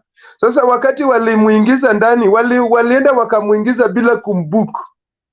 Walienda tu wakamuingiza wakamtupa huko ndani, na huyu kijana wenye waliona huyu kijana akipigwa risasi ndio walisema hao askari mbona wamepiga huyu kijana risasi, wakapeleka mochari. Sasa watu walienda kutafuta hiyo mwili so that awe booked, iandiko ya kwamba huyu kijana ameuawa na askari. Na sasa kwa sababu hao watu walikuwa wanazuia hao waandamanaji kuingia, haikuwa ati inakuwa vandalized. Hiyo ilikuwa vandalized kwa sababu ya ile resistance yenye hao watu walikuwa wanakataa watu wasiingie mochari. Wacha nijibu kuhusu hii mambo ya kusema ya kwamba watu wa Kisumu wanaharibu maendeleo. Sana huyu Mr. Chondo ameongea sana kuhusu ya kwamba sisi tunaharibu maendeleo yetu. Mr. Chondo, wacha nikukumbushe ya kwamba sahii Kenya, mimi natembea sana Kenya, na hakuna town unalinganisha na Kisumu hata kwa upande wa biashara sahii. Tukiongea, niko na marafiki wangu wengi sana hata wa kutoka Central ambao wanafanya biashara Kisumu, and wanakubali ya kwamba Kisumu sahii imekubali biashara. Kitu yenye sisi hatutaki na nataka support Mr. Ochuka ni ya kwamba sisi tuko na line yenye uwanga tunaenda. Hata kwa boma, Mjaluo ako na sheria yake ya boma. Sheria ya boma ya Mjaluo ni ya kwamba ukiingia kwa hiyo boma, unaingia unabisha kwa nyumba kuu, uanzi kwa nyumba ya chini. Sisi Wajaluo vijana wanajenga chini, mzee anajenga juu. Ukiingia kwa boma, unaenda kwanza kwa nyumba ya juu, unabisha, unakaribishwa, unaruhusiwa, ndio utateremka uambie mzee, nilikuwa nimekuja kuona kijana wako fulani, ndio uteremke kwa jumba ya chini. Lakini wakati umeingia na ukaingia kwa nyumba ya chini na ukaanza kuongea kuhusu mzee, ndugu yangu, hata kama ni mtoto kwa hiyo boma atakutoa mbio. Hiyo ni sheria ya Kijaluo. Utatolewa mbio. Wajaluo hawaruhusu watu kutoheshimu watu ambao ni viongozi wao. That is the truth. Wacha nikuambie kuhusu hii mambo ya kusema ya kwamba Raila alienda Muranga ati watu wa Kikuyu wange retaliate. Walikuwa na retaliate nini? Wakati Raila alikuwa aende Muranga, kwani Raila alikuwa ameenda kupiga wa Kikuyu huko Muranga, ama Raila alikuwa ameenda kufanya mkutano? Sasa Mr. Chondo, umejua hii roho ndio tunataka tutoe. Hii roho ya kuprofile community na kuwa na chuki kabisa kuhusu community. Tafadhali tutoe hii roho. Unaona, sisi wakati tunafuata Raila, hatufuati Raila kwa sababu ati sisi ni watu wa fujo. By the way, wacha nikuambie, hata leo, hata sijui 2 days umekuwa ukiona, hata we najua Mr. Chondo unajua ndani ya roho yako ya kwamba people who are excelling seriously in this country, watu ambao wamefanya wonders ni Wajaluo. That is the truth. Tupende tusipende, tukubali tukatae, Wajaluo the first president of America amepata generation yake Ujaluoni. Unaona, Wajaluo wamefanya wonders. Wajaluo wamefanya doctors ambao wameheshimika wametoka Ujaluoni. Na kwa sababu hata kule Central sahii wanatamani wameanza kukula samaki kwa sababu wanafikiria labda samaki ndio imepatia Wajaluo uwerevu sana. Unaona? Hiyo roho ya kuwa brave. Unaona, that heart to be brave. Unaona? Wacha nikwambie. Najua mnatamani kuwa kama sisi lakini hamuogopi. Umejua wacha nikwambie mambo ya Raila. Yule mambo ya Raila inaniumiza. Nasema hivi, watu wanatamani sana kuwa kama sisi kwa sababu tuko brave. Kwa sababu sisi tunakataa. Halo? Uko sawa, endelea. Nasema watu endelea. I was cautioning Kellyan nikimwambia nyamaza. Wenye wanaadmire maisha yetu, wanaadmire vile tunaishi na wameshindwa kufanya hivyo. Uwanga wanajiuliza kwa nini tunakuanga brave. Umejua it is only a Luo who will go to Nairobi 370 kilometers away from Luoland na kataze mtu Nairobi ya kwamba what you are doing is wrong. Hakuna kabila wengine. Tunaishi hapa na wengi. Hakuna kabila hata Mjaluo akifanya makosa hapa mwenye anasimama ambie ati wewe Mjaluo unafanya makosa na ako katikati yao. Na sisi hata Central we are ready, we can go and tell them this is wrong in their own land. Kwa sababu gani? We are brave, we fear nothing. Na ndio imefanya Kenya imepata multiparty, imefanya Kenya imepata second, imepata liberation ya katiba mpya. Ni damu yetu na ni ujasiri yetu. Sasa brother, kuna wakati pia mnafaa kutupongeza. Hii kelele mnaona tunapiga imefanya unga inapunguzwa sahihi. Hii kelele yenye tunapiga ndio inafanya Kenya, hata in fact kama mungetoa Wajaluo Kenya alafu mbeki na UDA vile inaendelea, I tell you in 10 years mungekuwa hamna kitu. Lakini roho yenye Mungu aliweka kwa Wajaluo ni roho yenye mnafaa kushukuru Mungu ya kwamba these people ndio wanawafungua macho. Na hata mkiwa I'm working somewhere na hapo unasikia mimi hata sio shop steward, lakini unasikia kitu ikianza kwenda mbaya watu wanakuja, Mr. Oguna simseme hii kitu, mnaona boss ameanza fanya hivi, so that wamejua the only people who can speak wenye waogopi umaskini, hawaogopi kufukuzwa, hawaogopi kutopata pesa, wakiamua kufanya kitu wanasema wanakuanga Wajaluo. Sasa badala ya kuwa na chuki na kuongea mbaya kuhusu Wajaluo, shukuru Mungu, that is the fabric. Mungu alitutengeneza hivyo, alitengeneza Kenya ya kwamba Wajaluo watakuwa wanakataza mambo mabaya, na hata wapate president wasipate president maisha yao. In fact sahii hata ukiangalia Kenya Wajaluo wameendelea brother. Wacha welcome kuja Kisumu nikutembeze, nikupeleke mpaka huko Siaya uone sisi ndio tuko na maprofessors, tuko na madaktari, tuko na engineers, tuko na everything, we lack nothing brother. In fact sasa mvua inanyesha kwetu, tunapanda mahindi, tunapanda mtama, tunapanda mwogo, hata siku hizi kabeji tumekataa tukuli, waru tumekataa, tunakula viazi tamu, tunafurahi, tuko na samaki, tuko na omena. Tell me, niambie ni kitu gani tunafaa kukuja kuomba? We are more than conquerors kwa sababu Mungu alituleta Kenya. Thank you very much madam. Asante sana Sara. Asante, karibu Paul. Sasa Jex, I think you are inside, so I hope I am the last person. So kuna watu wawili hapo and then mimi ndio ni wa mwisho. So kuna next ni huyu hapo juu anaitwa, is it Kenya? Next Kenya ndio next. Hey, mnanisikia? Hello. Okay. Tunakupata bro. Tunakupata bro. Ongea. Uko sawa. Okay. Uko sawa fi. Obuna, Belmos.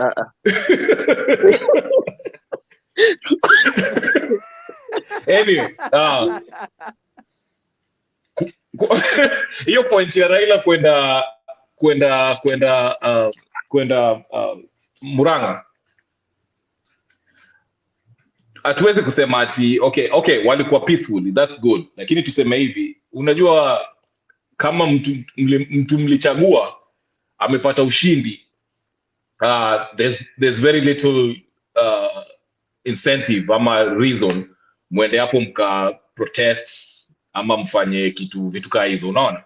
Kwa sababu mtu alichagua ambao ni Ruto ni mshindi, yeye ni president. So hata nani akienda hapo, watu watajitokeza. Hata Ruto akienda Kisumu leo, watu watajitokeza wapige makofi nini, but haimaanishi ati watampigia kura.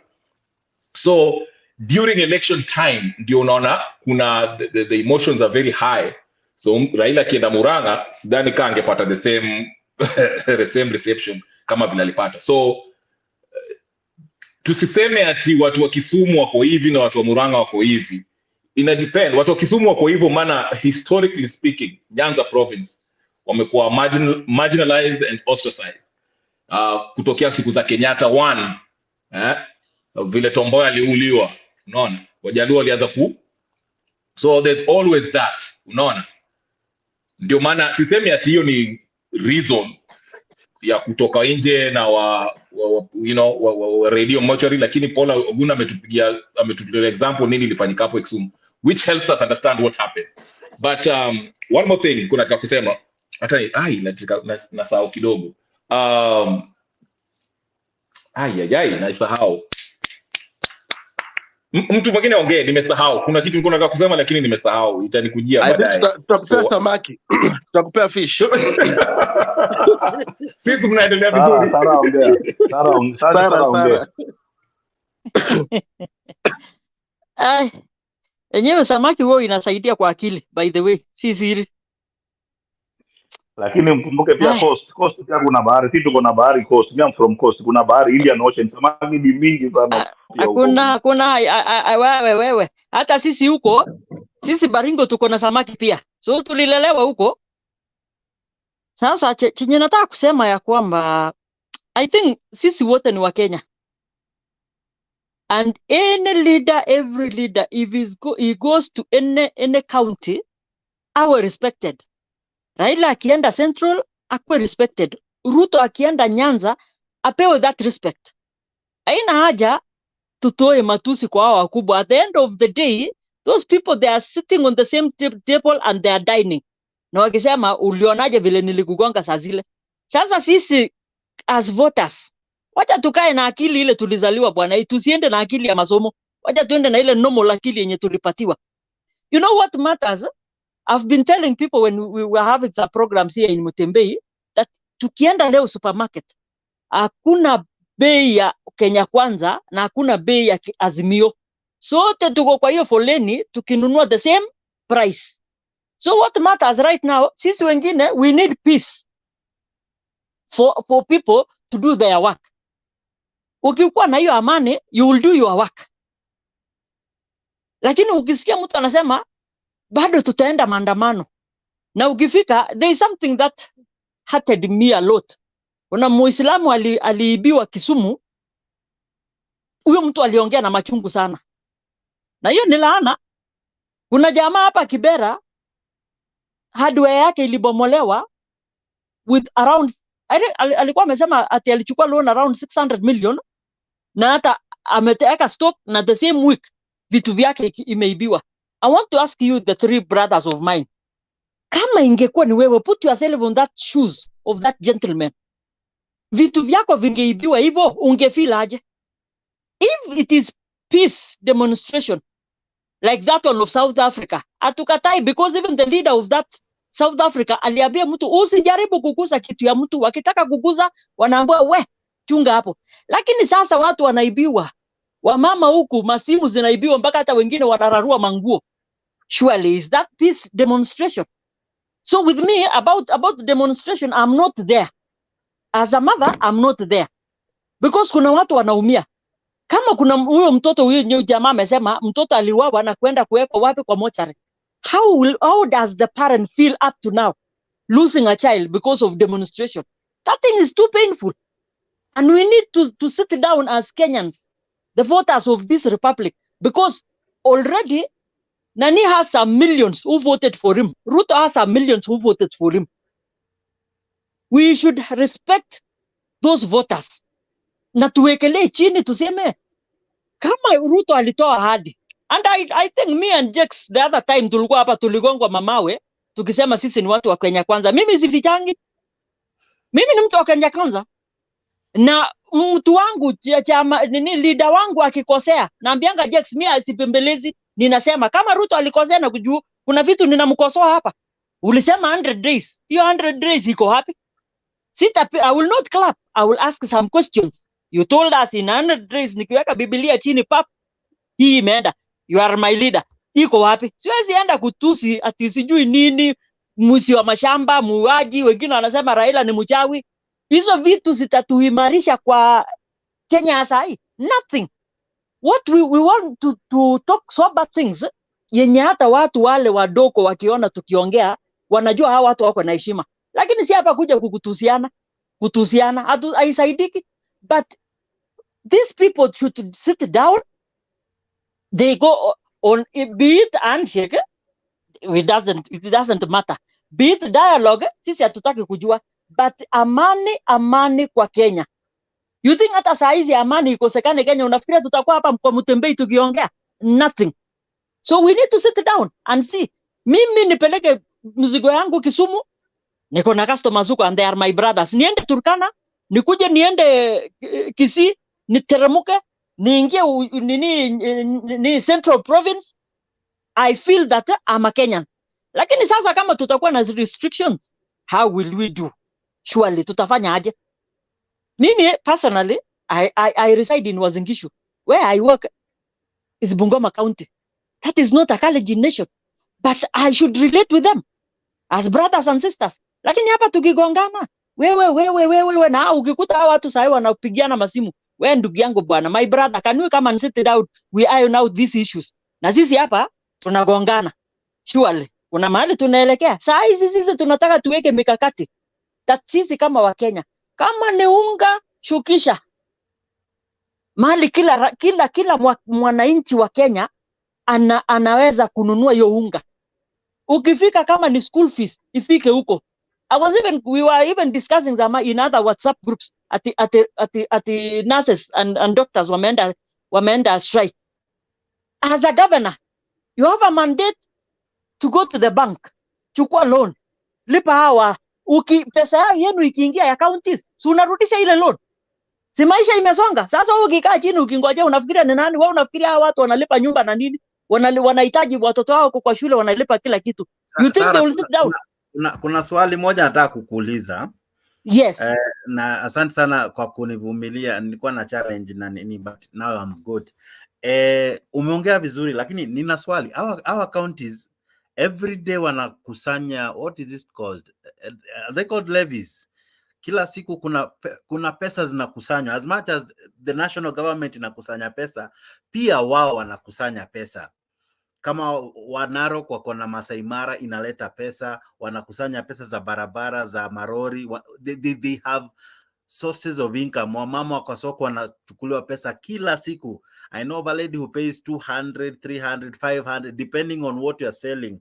Every day unaona askari wa kanjo wakibeba watu kwa barabara kwa sababu hawajalipa ushuru. Hiyo pesa yao, hiyo yenye wanakusanya kama county, wacha hata serikali mgao wa county, huwa inaenda wapi? Because if they are not paying their workers, if they are not doing development, if they are not launching projects, where does this money go to? Jax, the same question I was asking today. I was telling one of the governors of my own county, you people, you are going to foreign trips. Hizo pesa mnazitoa wapi? Hizo pesa badala ya kwenda those foreign trips every month, chukweni hiyo pesa mlipe au madaktari, mlipe wafanyikazi wa county. I was interacting with some county workers. hawajalipo for 3 months. How do you expect that gentleman or woman to survive? Na ako na familia.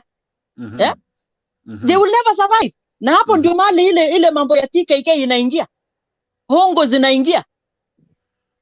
So what is there? Kama president mwenyewe akae chini na hao governors. Pesa zenu ile munasanya kila siku. Hiyo ndio pesa inatosha nyinyi kulipa wafanyikazi. Tutaingililia vitu zingine kama zile za mabarabara nini hizo. Lakini pesa zenu za county mujipange mulipe wafanyikazi wenu. That is, lakini hapo ndio mali lupo linatokea wao governors wanaiba kuiba. Na mtu anasema saizi nataka kurudisha ile pesa yangu nilifanyia campaign. So, kuna kazi inafanywa mwananchi? Kenya Rebel naona wanainua mkono. Your senator should be monitoring how the money is being used. When the governor anafaa kuwa na budget yake aonyeshe vile Kenya Rebel, I don't know if you watch the Senate proceedings. Kazi yao ni kubishana sijui who is the leader. Let me tell you my brother, usikuje kutuambia hapa ati mambo ya ati senator atijua anafuatilia nini. Put that thing out, please. Hata usiongee. Songa kabisa. Okay. Sikia. But you are right. Yeah, that's what I'm saying. Ndio maana nasema hivi, kama ile mtu constitution you are right. But coming to manual you are wrong. Sasa ndio maana nasema hivi. Tuta strengthen hiyo constitution ifanye kazi namna gani?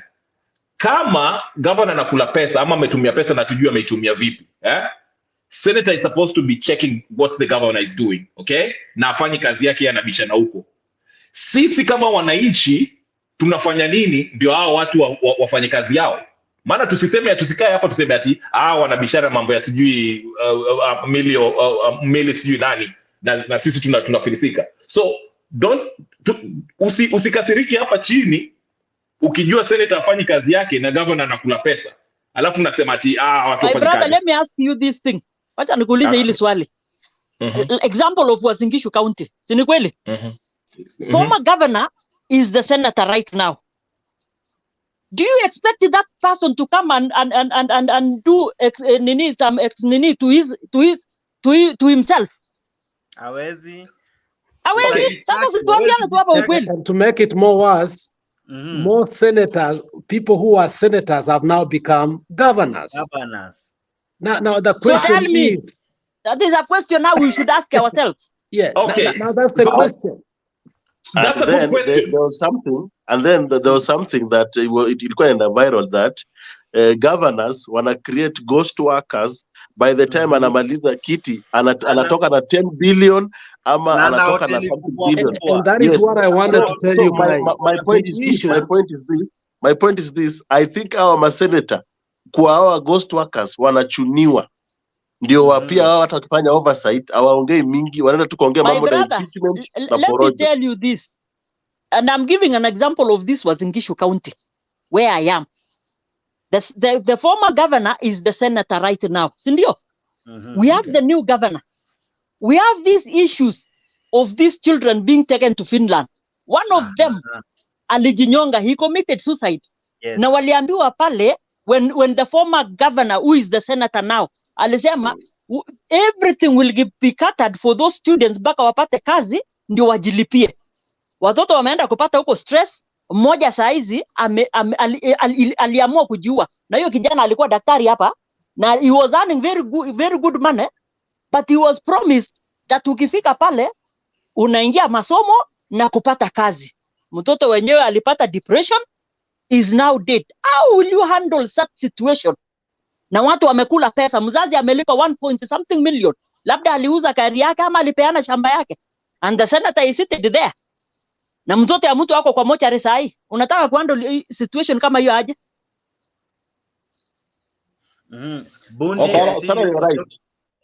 Sarah, you're right. Nimependa point ya Sarah na I think inafaa tukuwe na watu pia soba kama Sarah. Sarah, asante sana. Lakini hao magavana nasikia wana create some accounts zenye ziko zao za binafsi za kampuni zao, wanapata pesa au ndio wanafanya tendering. So I think Sarah umetufungua pia macho. It is the same thing jana akina Ochoki walikuwa anasema na wakiwa na jamaa anaitwa Mzalendo ati MP MP ana fight so hard apate CDF ili akuje akulipie wewe fees, wewe kama mwananchi, yet that money can be sent directly to the school without you queuing, bila wewe kupiga foleni ndefu ili uweze ati kupewa hiyo pesa. It's like you're looking for a handout from this MP ati ndio useme huyo MP anafanya kazi. Yes. The situation is this. These MPs wanashika proxies yao kwa CDF committees. Okay. Unaandikiwa cheki ya 10,000 na ule proxy amekwambia unipatie 5,000 nikupatie 10,000. Hiyo pesa utakuwa umepewa ngapi? Utakuwa umepewa 5,000.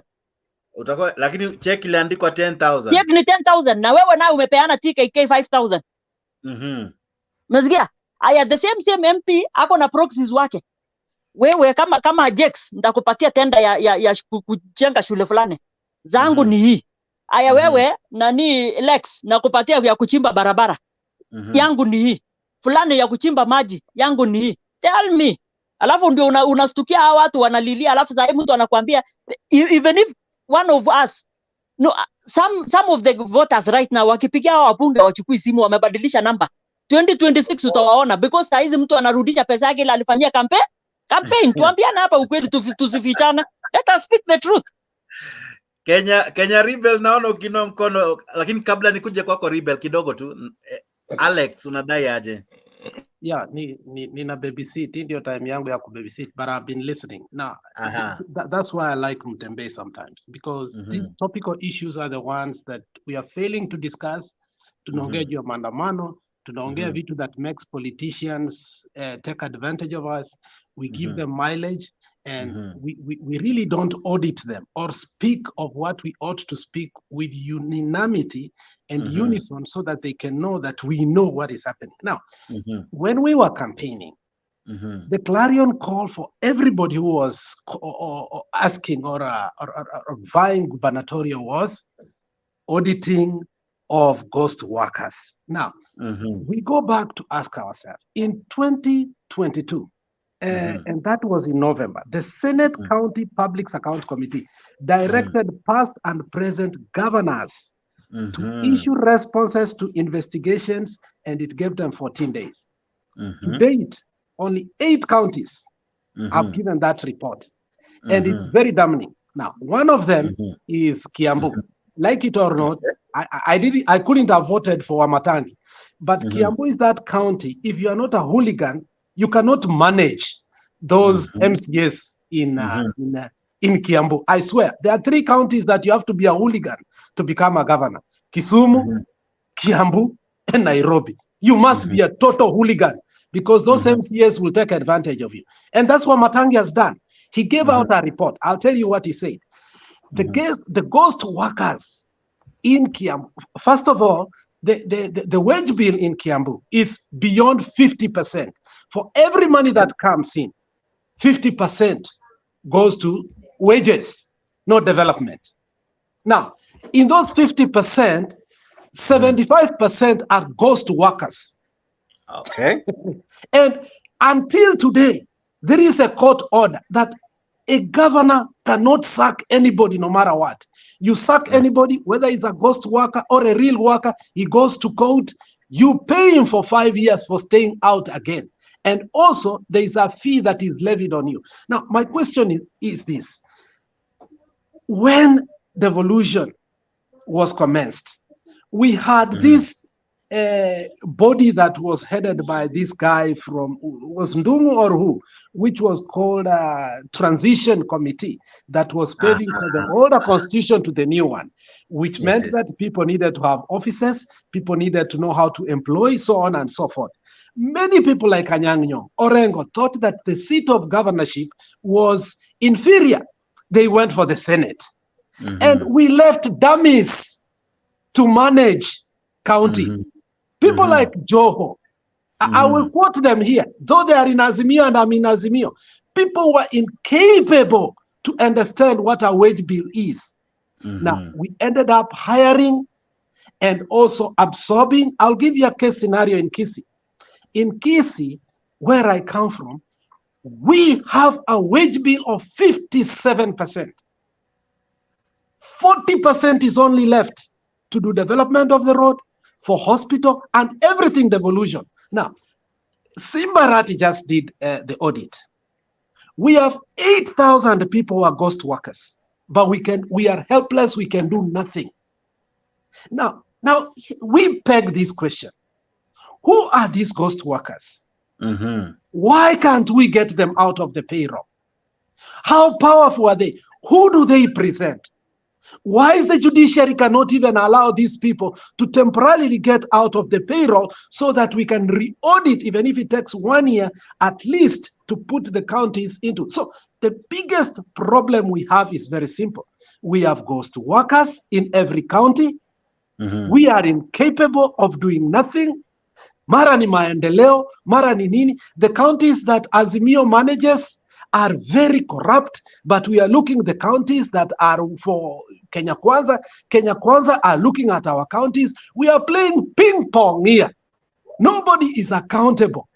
Tunatetea people we don't need to kutetea. Now, the governor of Mombasa told us during the iftar that Raila organized. He said he went to the bank, he borrowed money, now he has paid the workers. The question is, why should you even do that?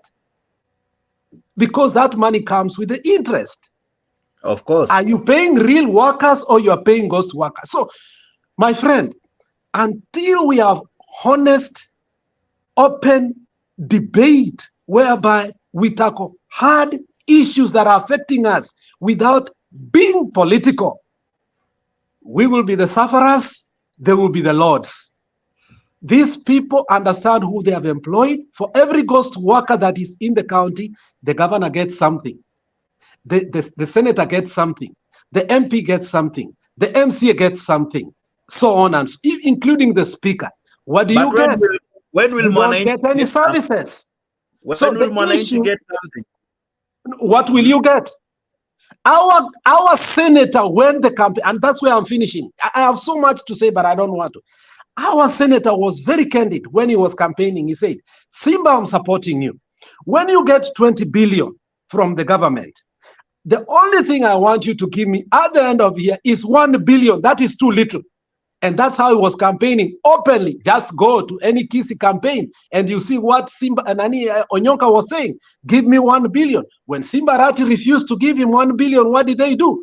Moja akakimbia Kenya Kwanza, mwingine amemfuata Kenya Kwanza. Nobody is in Azimio anymore. Why? Because they fear Osoro now is coming out to contest, or Simba Rati might be impeached. Now, they're playing ping pong on us. So I think, Sarah, you have said the truth. Until and unless we speak the truth and we tell these people that the issue is the wage bill, and the wage bill benefits you directly, not me or anybody. If you are not going to deal with the wage bill, then step aside. Because there's another animal that I want to talk about using Kenya Rebel. Kenya Rebel, there's another animal called pending bills. That every time unasikia a county is paying pending bills. What are they paying for? A road was constructed, a building was constructed, a hospital. And then when you go to this hospital, for example, like Mama Lucy, you find a woman giving birth on the corridors. You find there are no doctors there. There is no drugs. These doctors are not equipped. What? I don't... you become mad. Eh? And Sonko will adopt, a politician will adopt that child that was given birth in the corridor, and we clap hands that, oh, Sonko is a good guy. He has adopted that child. And that's what we are being played. Why should you adopt that child? And every day people are paying for license, parking fee. You cannot park your car without paying some fees. Money is being collected every day. They said someday that 2 billion was lost during Maandamano. 2 billion. You can imagine 2 billion, eh? In a span of few hours, 2 billion was lost. So what happens to that money every other day? When there is no protest, no one is protesting. What happens to that money? That today we have doctors on strike. Yeah. That's why yesterday I spoke on something, active citizenry. we know what this is happening, right? For the people who are here, we are discussing this. But how does the common mwananchi, most wananchi, do they understand what happens? That's the question. Because, okay, sisi tunaongea hii maneno hapa. What steps can we take to hold these people accountable? Ukipata, the audit was done, like he said, akapata, the governor was using X, Y, and Z. Na hii pesa inaenda kwa hao ghost workers. What are the avenues do we have? Kwenda kotini? Is there a court order? Was there a criminal activity? Can it be prosecuted as a criminal act? Can we jail these people? Those are the questions that we need to ask. But one thing I would say that I like from the Azimio side, what's going on with Bunge la Wananchi, even though it's kind of like funny. Well, they are borderline comedians, but they're raising issues that actually it's forcing the government to act. Now, if Kenya Kwanza also would have their version and have that same kind of outrage and bring these issues, just like Sarah ametuambia hapa about, I gave us example of Wasingishu. Wananchi wakikasirika, these people will get their act together. But until then, we know what happens. We know the wrongs that these people are doing, but nothing will change because nobody's being held accountable. So that's where the problem starts. It has to go down to the people in the trenches. For example, the Bunge la Wananchi. Yes. My brother, let me add on something. I'm seeing you are talking about something, and I'm also talking about Wasingishu. There was this problem of first choice. Na hiyo iliingia hata mpaka Citizen News. So ni kweli. And the people who are launching this thing, it was the former governor, that is now the Senator Wasingishu, the CS, who is now the CS, Nani Chelugui, he was there. These prominent people were the one who are doing those things. Sasa nataka nikuulize swali. Hao watu they are now accountable about what happened to this first choice. Hii watu utapeleka hao kotini imepelekwa wakakuja assembly na county assemblies waongelele. Sio kitu imezimwa hivyo ati orders from above. Which above? Is it from heaven or where? Do we still have any law in this Republic of Kenya? I agree with you, Sarah. People have sold their shambas. Those people who are going for that first choice, watu waliuza mashamba, lakini saa hii wanasema orders from above. Hiyo kitu first choice imesisi wapi? Mpaka unasikia mtu anasema sasa. Lakini sasa Sarah, it's true Sarah. Kidogo tu Kenya ndio Chondo ingie. Chondo, I agree with Sarah, and hizi stories za orders from above ndio unakuta mtu kama alitango DPP anasema hii kesi ililetwa kwangu kwa kusukumiwa, no wonder ninaitoa kotini, ama no wonder I'm withdrawing from this case because I was pressurized, there was no evidence. What Kenya Rebel is saying that these people need to be prosecuted, but wakipelekwa mbele unasikia hakuna evidence, koti inasema it was premature, police hawakufanya kazi yao. So mwananchi, where will mwananchi go to? Because you cannot go to the DPP, atasema Kenya. Even the other day, kesi ya kina Aisha Juma si zilikuwa kotini? Ilifanywa nini? Ilifanywa nini? What happened? Mnyonge hana haki. Na hii Kenya sasa, I was telling you, tuko kwa ile kipindi ya kusema shamba la wanyama. Tuko hapo. We should take action in our hands now. That's what it happened. You know what happened? Sasa hii nimesikia Babu Owino ile kesi ya kuwa. Unajua hiyo kesi inaanza upya. Yeah. The court said he has a case to answer. Sasa tell me why. Wakati ule wa Handshake brothers, because Uhuru alikuwa na Raila na Babu Owino yuko huko, hiyo kesi ilizimwazima, haikuwa na mali ilienda. Babu Owino hata kuingia hata jela, hata kwa sela kuingia hata siku moja lala tokea asubuhi ya kuingia. Why? Kwa sababu the Uhuru and Raila walikuwa pamoja hivi akakuwa covered. Right now, even if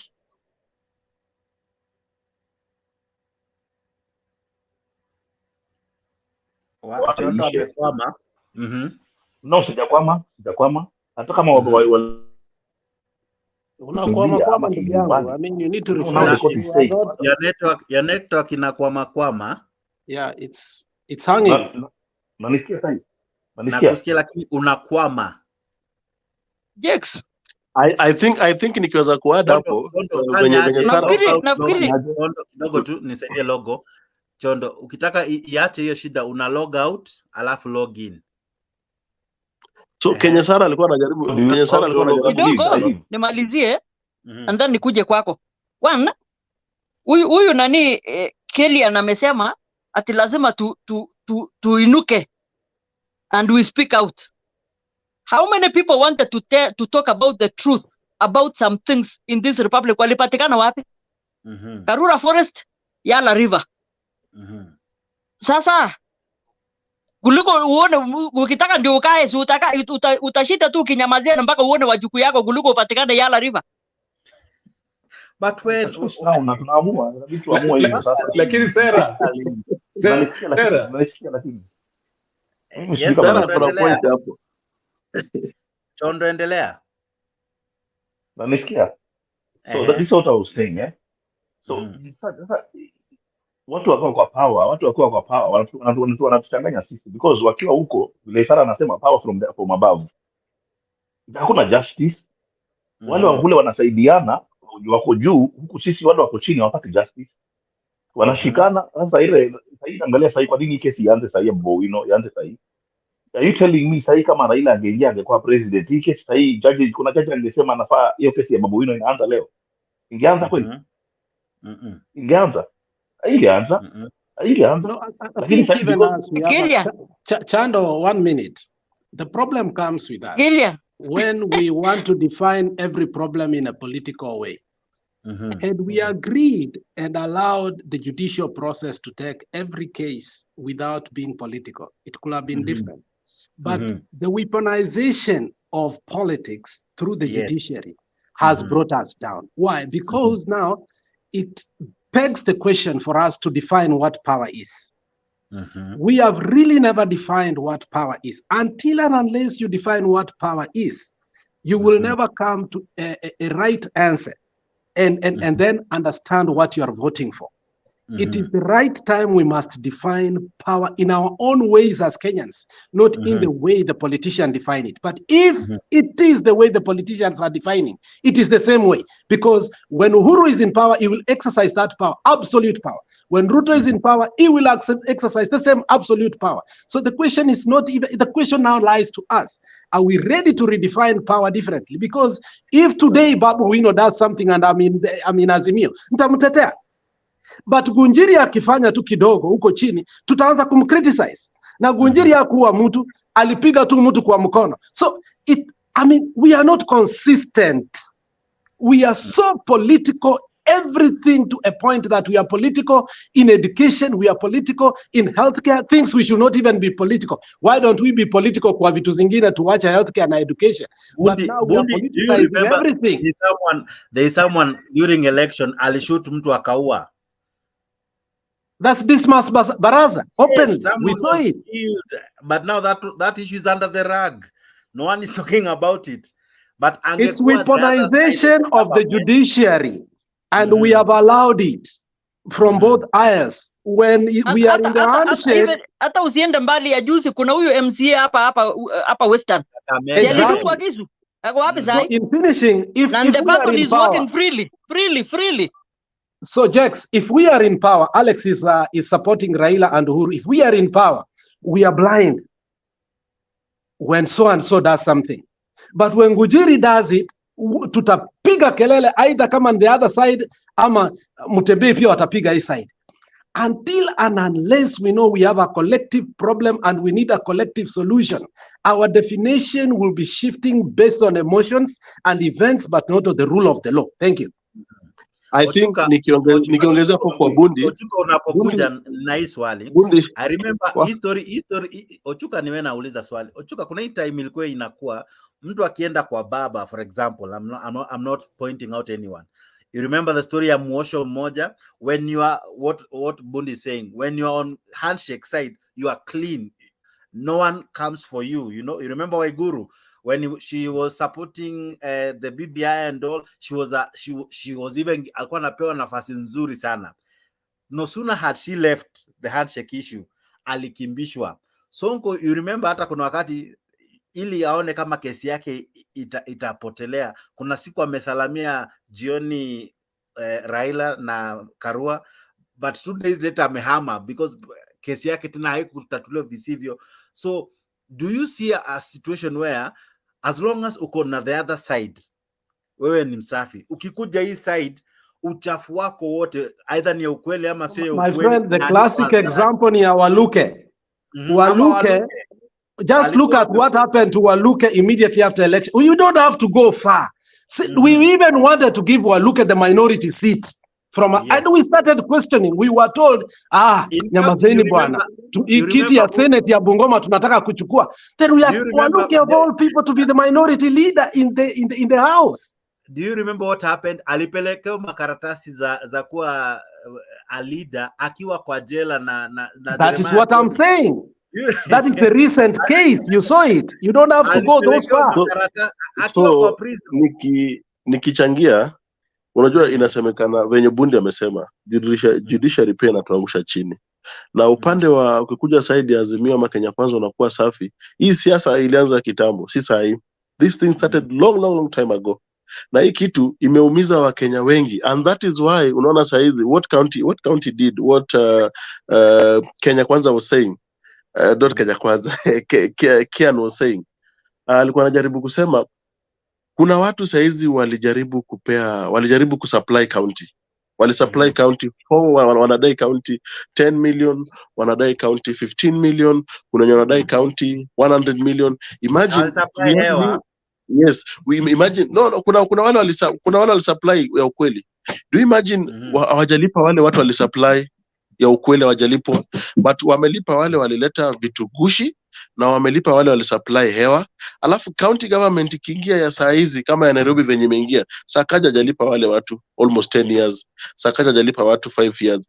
Uliona mmoja alienda akajitoa uchi, uliona mzee mwenye ni babu na some of these people wamechukua loan, wanakimbishwa, nyumba zimefungwa, watu wanawadai.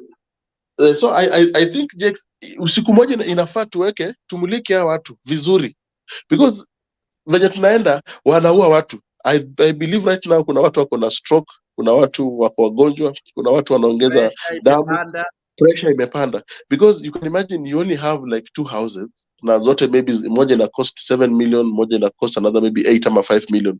You unachukua loan na title deed ya nyumba moja ndio supply county, yet you have vehicles unafaa kuendesha, watoto wanafaa kwenda shule, bibi anafaa kusikia vizuri, alafu unasikia county kulipi almost 10 million wameshika. Unajua nyumba moja imeenda, tuseme hivyo. Unakuja kwa nyumba ya pili unasema let me survive, let me go nijaribu pia na hii title deed nyingine. County government imefilishisha watu wengi sana, na ni ukweli lazima tuseme. County government imefanya watu wengi wamekuwa maskini. Unapata governor anatumia 15 million kwenda nje kurudi, kurudi. Yet hakuna maendeleo at benchmarking. Let me tell you one thing. Hata saa hizi watoto wangu wakitaka kuwasha jiko na si kuwafundisha kuwasha jiko, wataenda Google. Mbona hawa governors wasiende wa Google on how, kama unajua wanasema ukinichagua niko na manifesto. Ochuka wakiingia pale wanatoka Kenya wanaenda nchi nyingine lete kama Dubai kufunzwa kitu na wanaifanya online. Si ati ni physical, it is via Zoom. Unashindwa kwani Kenya kwa na internet, they fast. Na tena amelipia dogo yake flight. Anamfuata nyuma. Yako kwa first class lakini amelipia dogo flight ingine. Wewe niambie kama governor ukikuja after 1 week ulikuwa Dubai, unakuja umetuletea nini? Number one hajatuletea wale wawekezaji. Number 2 ametuletea ideas za Dubai which may cost Dubai years na vitu zingine kubuild. Haya sisi anakuja hapa anaanza hiyo project. Alafu hiyo project anaweka pesa mingi, something to do with maybe hata 300 million which ametumia 5 million. Alafu ina stop aishi. Alafu anasema mnichague tena nimalize zile vitu zangu zile nilianza. So that unapata tu inafaa siku moja hao watu magavana tuambie ukweli. Watu wanalia saizi kwa county hawajalipwa. Na wale watu walisupply county, wale walikuwa wanafanya county zimesonga. Kama Orengo alisema alipata over 400 and something million deni za county. Na akasema hiyo ya juu. Umeona report ikisema wanasiasa wameanza kusema Jamaa afanyi kazi, wamechoka na yeye na siko umeona hiyo? Nimeiona but tunasema he's incompetent. Lazima tukubali. Hakuna governor ako competent. Let's not single even one. There is no governor that is competent. Let's not even go there. Hata Sakaja anauza tu handsomeness hapa Nairobi. Now, Jack, let me tackle your second question because I think your debate was very clear, and the reason nimeingia because your headline was very appetizing. Now, Jax, let me tell you something. In 2007, I was involved in the logistics of CORD deeply. And I came to learn a few things, which under oath, you're not supposed to come out. So you can't say some things that you see. But in relation to what you see, you can habituate it in a way that is rightly that nobody can come after you. Now, let me say this. We need to redefine power after every election. You cannot define power when we were singing Unbogable or 2017, huu ni mwaka wa mabadiliko na what we sang this year. You must redefine. Every election goes through a different metamorphosis. Now, one thing that I know, when a campaign is put forth, there are those handlers who are there to win an election. There are those who are told, in case we don't win, you must go on the other side and talk on behalf of us so that we don't lose power absolutely, because this is politics. Politics is the fight for power, not fight for humanity. It is the fight for power, because at the click of that power, you are able to do everything. Ruto was able to take kesi ya Aisha Juma, Disdas Barasa, ya Gachagua akapewa pesa yake. That's what's called power. It's nothing else. You being able to do what you are able to do without any question. Now, this is what I see.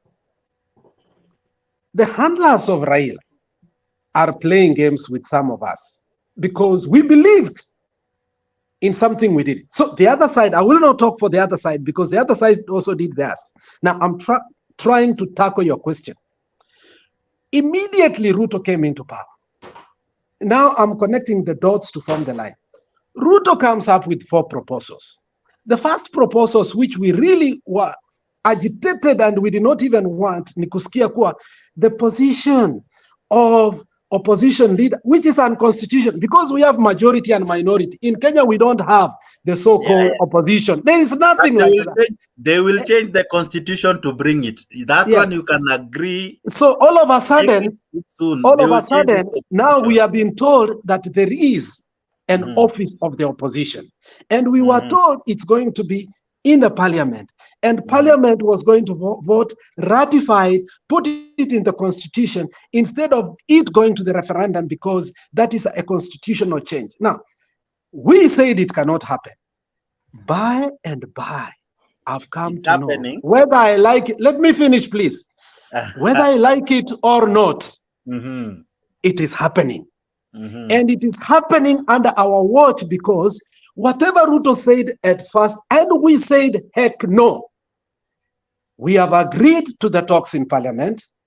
We have formed a task force, and Ruto told us openly that under these talks, the dialogue, you must negotiate with me as the government, you as the opposition. It looks like we agreed, we formed the task force. Therefore, we are in the opposition, as he said, therefore, we will get the opposition seat, according to what I'm seeing. Now, the question is the handshake loading? It's not loading. It is already there. We are being given something called political placebo. In medicine, if you insist that you must take medicine, ndio upone, a doctor gives you something called placebo. Inakuanga tu choka, unaenda nyumbani unameza mara 3. Nasikia vizuri leo, tangu daktari anipee hii nasikia vizuri. And one of the placebos tulipewa ni baba kufanya nini? Kuapishwa. Sasa ni ya pili tunapewa under our watch, we are looking. How did he become from Muganga to ndugu yangu? Mara tatu. From Muganga to ndugu yangu. From nowhere. My dear brother. My dear brother. Those are not words that just come like that. And I've said it here. Words are very important. When God created this world, he created through words. He said, let there be. When God blesses, he blesses through words. When God curses, he curses through words. When God heals, he heals through words. When Ruto says, ndugu yangu, kaka yangu, my brother, and then I'll add, ilianza my brother. Now it has got, my dear brother, my friend, we are dead. The handshake is here. It is already. Wanjigi told us that the government in 2013 ilitengenezwa kwa basement yake, whereby Kanseri was given a seat, Kazungu was given a seat, and kumbe Baba had cabinets in 2013 without our knowledge. That's why wakati Wanjigi alishikwa, Baba went and slept there kwa sababu ile ilikuwa ni serikali. So today iko serikali. Now let me finish by telling you, when Baba allowed Ruto to visit Nyanza, that was the turning moment. Gladys Wanga, alicheka vile mtu hajawahi cheka. Akasema tutulie tukaribishe mgeni. And kwa Kijaluo, anybody who is a Luo here, I'll tell you, and I'll speak in Luo. Kangato mi rombo. Kisebire ode. Rombo. It means a lot. If somebody gives you a sheep after you visit a Luo, it means a lot. Now, when we finished that tour, now the constitution, which is called the working constitution, called Ruto His Excellency 14 times in a speech in Siaya, and he said, we have spoken with the Ruto, na hata huko nyuma tumeshaongea, atatupea hapa trakta 10, lakini kuna vitu nyingi tumeongea atatupea. And Baba comes later on and says, anybody that speaks to Ruto, I have given him the permission. Connect the dots to form the line. We are in a coalition. Nobody should lie to you. Hate me or not, speak the truth even when your voice shakes. Thank you. We are not headed for a coalition. We are in a coalition. My brother, my dear brother, the next tutaona, everything will go. And then who will be remaining? Ni mimi na wewe. Except if we have to fight, we fight together. If we have to die, let it be like Samsonic theory. Samson alisema, one more chance. Let me die with all these people. Bob Marley used to sing, take out the real situation. Nations war against nation. When did it all begin? When will it end? Well, it seems like total destruction, the only solution. We either die with them and we destroy them, or we leave them and we suffer. There is no way we can live with them living and think we are going to be better. They will be the kings, we will be the serpents. The question of... Can you rebel? Yeah. I don't know if you're through. Okay, can you rebel? Bundi kunywa tu hiyo chai. Bundi lazima kunywa tu hiyo chai. Usikose kunywa chai, iko na idea mingi. We like it. Hiyo chai kunywa tu bila sukari. Kenya rebel, there's a lot that Bundi is raising, and we find ourselves that they hype us. They tell us fulani amefanya. But when they go to the boardroom, it's like they want us not to remember what they said. You remember in 2017, it was Mogoroki, Kemodo, and all. Kidogo Kidogo, my brother song began. And we forgot about Mogoroki, Kemondo, and everything. And it became my brother until that government Elisha. Now, the tune has changed. Now it is even not just my brother 10 times, it is my dear brother. And inaniumiza when nasikia my dear, my friend, before hata iishe. Bundi. Nilikwambia nini? I told you the other day. I told you the other day. These people will dine the same table. Sara Mandago alijaribu kutupea dawa tukakataa. Alituambia tusiweke kwa roho, tuweke kwa baba. Sisi tukaweka roho yote mbili. Endeleeni kuweka kwa roho, shauri yenu. Sisi wengine tumeweka kwa lungs. Mimi na Kelian tunakosa kuongeleshana, tunatukanana kwa mtandao. Ati Kelian ni wa Azimio, mimi ni wa UDA. Alafu tunatukanana mpaka ninamblock, ninamleftisha kwa group. Yeah. Wacha hata hiyo Jex. People like Lex that time alikuwa ni mtu sober. Alikuwa na kuanga msumeno na kila mahali. But when you get akina Mama Salina ana kina Kipru real. Hiyo watu walikuwa rupa akili mbaya sana. Afadhali hata Lex alikuwa wanakudanganya jinsi serikali ni mbaya, jinsi it is so bad. Do you remember they would say that Uhuru ni mlevi, sijui conductor, I don't know, I'm forgetting that statement. Conductor ilikuwa driver ni mlevi, conductor ni mwizi. But waliposalamiana, mwizi alibaki ni conductor, dereva kabaki akiwa malaika. You remember? And ikakuwa alafu mlevi ndiye alisema, mlevi akakuja kutuambia kuwa yeye akisimamisha gari mguu moja inaisha, ingine mguu inaenda. Akafika mahali gari haikuwa na miguu yote. Hiyo mlevi ndiye alikuwa anatuambia gari imeibwa gurudumu yote na conductor. Yes. I remember telling you the other day here. Sisi tutaimba hapa tukirukaruka tu. But these two gentlemen, they will sit down and they will talk their things. Na watasema sisi na mimi na ndugu yangu fulani tunataka, hatutaki mambo mingi, tunataka Kenya iendelee mbele. Na nikakwambia kuna watu hapa watanunua Pampers kwa sababu kitaumana. Umesikia? So what is there? Lakini wale wenye walikuwa the parotas ati hakuna mambo ya handshake. Wait and see. Ana mwenye atafaidika kwa hii serikali ya Kenya kwanza ni Raila Amolo Odinga. I'm a voter of Kenya kwanza. Iko kitu nilisikia juzi kutoka kwa watu yetu mpaka nikasikia kulia. Ana Azimio die hard told us somewhere, mwacha kupiga kelele, Ruto is a political son to Raila. I was shocked. How? Ruto is a political son. I'm like, what are you talking about? Today is not a Muganga, is the father of him. Oh God. we need to redefine power every election. And if we don't do that, I think tutaumia more. Kenya Rebel. Unaona baada hiyo swali yangu ni hii sasa. Swali yangu kwa hii. Why waste time? Because Sarah is saying it so well. Eventually watakaa chini waongee.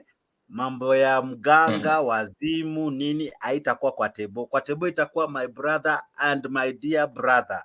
Alafu watoke hadharani waseme, now this country needs to move forward. As you heard today what they were saying, Kenya is bigger than everybody. Our interest is not important as Kenya is important. We need to look at Kenya as a big picture. Now we need to, and then they shake hands. Now Kenya is a baby. Now, in fact, they will not call it handshake. They will call it bipartisan agreement. And now, because of this bipartisan agreement, we have seen what ails our country is the constitution. Now, for us to heal our country, reconciliation, we need to look at some elements in our constitution. What they began today. We need to make sure that election inaishia kwa counties, not kwa constituencies. Sasa ni kwa counties, iishie kwa counties. Alafu eventually utasikia IBC, it's okay, the four should now go since they retired voluntarily. It will not be about the issues we were hearing. So my question is this: why go all those troubles? Yet they could just go and sit down in the first place, discuss without causing. Kuna watu wamepoteza biashara. Kuna watu wamekufa, kuna mama analia mtoto alipotea, alikufa. Kuna askari aliumia hata kama askari pia alikuwa anashatia gas and all. Kuna journalist sura yake ilikuwa disfigured. I don't know if you saw the journalist mwenye tear gas ilimchapa uso. Yes. Sura yake ameharibiwa. This is what we call Facebook. Ameharibiwa sura yake. Kama alikuwa soko, na tear gas. Tear gas inamtoa soko. Why go to all that problem? Yet they should just wakae tu chini mapema waongee and history ishe. Why go to all that crap? What is the point? Because unajua when they are fresh from the Jax, you know what? If they come fresh from the problem is not the two. Pardon? The problem, Jax, and my fellow panelists, is not the two gentlemen, the Ruto and Raila. The problem are these people who are backing them. Wao wanaenda kuelewana hata siku ile si walikutana. Lakini what did Rigathi Gachagua say? Hawajakutana. And those people sat on the same table wakiongea, lakini hao si walipinga. No, yes, yes. So the problem is the people behind these two gentlemen. Did you guys see how Ishongwa today was behaving? Did you see him? No, Ishongwa but was yes. Leo. Yes. But yes, Jake, that's why I say Sarah amesema what exactly amesema kitu niko nataka kusema. It's the people who are pushing it, and I think this time it will be a little bit difficult because the people behind even Azimio, hata ukiangalia from the bunge la wananchi, everyone is saying mwaka huu hatutaki handshake, baba apewe ninyo yake. Now on the other side wakina nani Chungwa, akina the DP is saying hatukai na umze every time ana negotiate for a position. We are not allowing it. So this time it will be very tricky.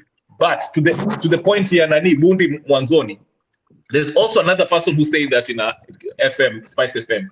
He's saying BBI is being brought in a clever way. Akasema actually, yes, Nani it started with actually Ruto ameanza with the CS position that he's an extent. That's number one. And now that Bunde had a very good submission, like he mentioned. He connected the dots how these two are behaving. So wanaileta in a nice way, but like you say, Jakes, wanaita bipartisan, whatever, and they will try to mess with the constitution. And I think that's where we shall see who is patriotic and who is not. So I think they have already talked. They're trying to put it together, but how people will react is what will determine if they're going to succeed. So, and also, I want to add something here. I totally agree with you there. I think the two parties rejected one from the other side. Kenya Kwanza, there is somebody who was rejected by them, and then Azimio rejected also. What? Yes. Walikata Poksang, now wengine wakakata huyu. You see, there are things we are refusing, Jakes. There are things, Jakes. There are things we are refusing to talk here.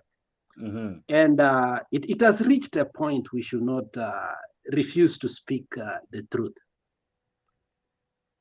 I'm not going to go deeper into it, but the biggest political problems in Kenya, and you can kill me for that, is the Kikuyu nation.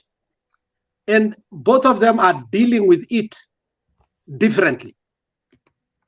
And I'm afraid that very soon it's going to be seen in different ways. Now, let me, what my friend has just said before, let me put some sense into you. Kalonzo in his speech, and I like what politicians do, because if I will be a politician, I'll be a terrible one, because I'll do even more than what they do. They used Kalonzo very well during this Ramadan. If you listen to what Kalonzo said, you will know there is a handshake. This is what Kalonzo said. Kalonzo said, when I was put to be one of the leaders in the transition of the Southern Sudan and Northern Sudan, this is what happened. He even gave us a story of how he went to the Senegal and he told how al-Bashir wanted to put the Sharia law and ABCD. And you know, he told us a long story of the cessation or the demarcation of Northern and Southern Sudan. And then he finished up and said this: today as we talk, you know that Northern Sudan, 90% are Muslims. As you are here celebrating this Eid or Iftar, your brothers in Northern Sudan are not doing, or they have not done it for 3 days. We pray that this country does not go that way. We can have a better solution than that one. You see how Kalonzo is conniving and now bringing the handshake in and telling us that we can talk. Okay? If you see Ruto for the first time, mpaka nani, this guy from the Kika asked, if next time tutakuwa na people talking in tongues, should we bring our brothers from the Muslim faith and also hata hao waongee in tongues? He did not understand. Akasema, he can't say anything. Now, this Ramadan has been used connivingly towards us because the Muslims use it as a month for peace, a month for reconciliation. You saw Baba has his, Ruto has his, Sakaja has his, and all the leaders have come in with a clarion call that Kenya is bigger than us. And they say, we stopped Maandamano because of Ramadan. Oh, I heeded my brother's call, my dear brother, because my Muslim brothers were having this. Now, after Ramadan, we like it or not, the reconciliation is going to be open. Whether you like it or not, the floodgates will open. The question is not whether they, if. The question is when they do that, where are you and me left? Will subsidies come back? Will the school fees be reduced? Will the county government and devolution be functional? Who benefits most? How long is he going to benefit? Because in politics, the person at the helm benefits most. Ruto is still here. Raila has lived more life than he will ever live. Ruto can still live the same years he has lived if he's lucky to get to 100. But Raila cannot get to 140. So who benefits if we go that way? And if that is the question, now you must ask yourself, now we are in the handshake. It's never been called the handshake or national accord. It's going to be called bipartisan. What are you taking from it? What will I take? Now, should we now decide and say now, because they have decided, now we must also negotiate on behalf of us, because the priests wants to negotiate, the imams wanataka kuingia ndani, the stakeholders, the business people wanataka kuingia ndani, sisi tunaendelea kukataa. Wale wanasema Ruto don't accept, sisi tunasema Baba don't accept. Therefore, naturally, tumejieka kando. But these people are on the table, dishing out seats. What should we do? That's the question, Jex, now I should ask us to devolve in. Because it is not if we are going to a handshake. It's already there. What are we getting out of it? Chondo, that's a good question if I can still pose it to you. Do you remember that after Baba and Uhuru greeted each other, Baba became a defender of Uhuru. Like Uhuru became a saint. And whatever Uhuru did bad, and that's why unakuta hata kwa siasa kuna mahali ilifika, when Ruto alikuwa anapiga Raila, alikuwa anampiga na maneno yenye alikuwa anasema akitetea serikali. It became the opposition defending the government, and now the government became the opposition within the government. So saizi tunasema hapa hakuna vyakula, hakuna nini.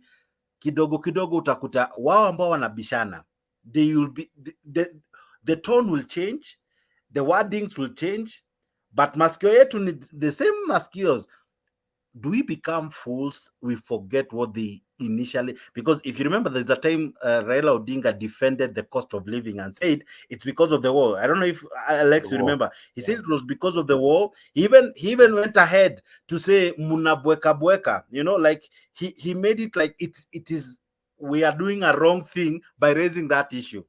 But now it is what he's using. What changed, Chondo? Nothing. Ni power. Kila mtu ni selfishness. Kila mtu anajifikiria yeye mwenyewe. because the moment Raila went there haku negotiate na watu like the watu wengi walikufa sana, you know.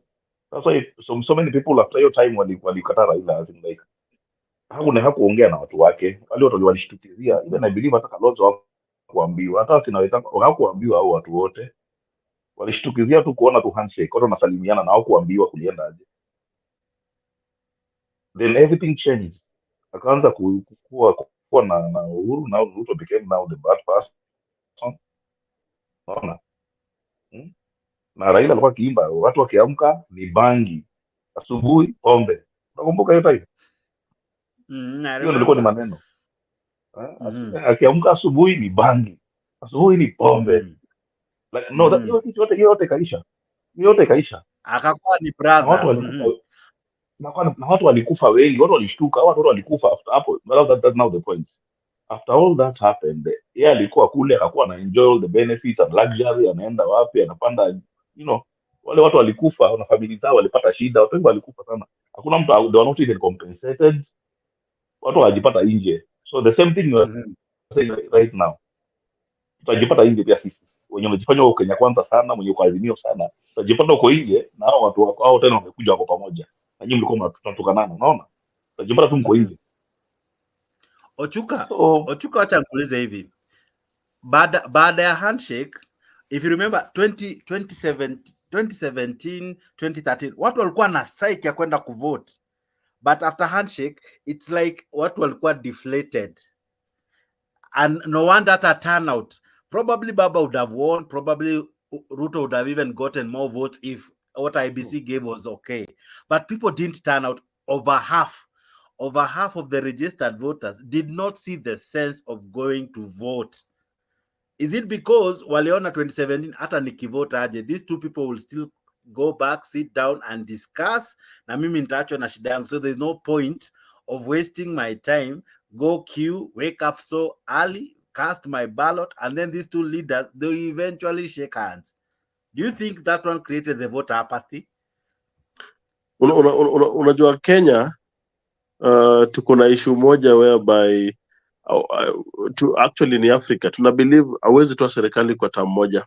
Any government yenye imeingia serikali ya kwanza ikiingiaga term 1 for 5 years hauwezi itoa, hata ufanye nini. Hiyo tuliona kwa Kibaki, tukaona hivyo.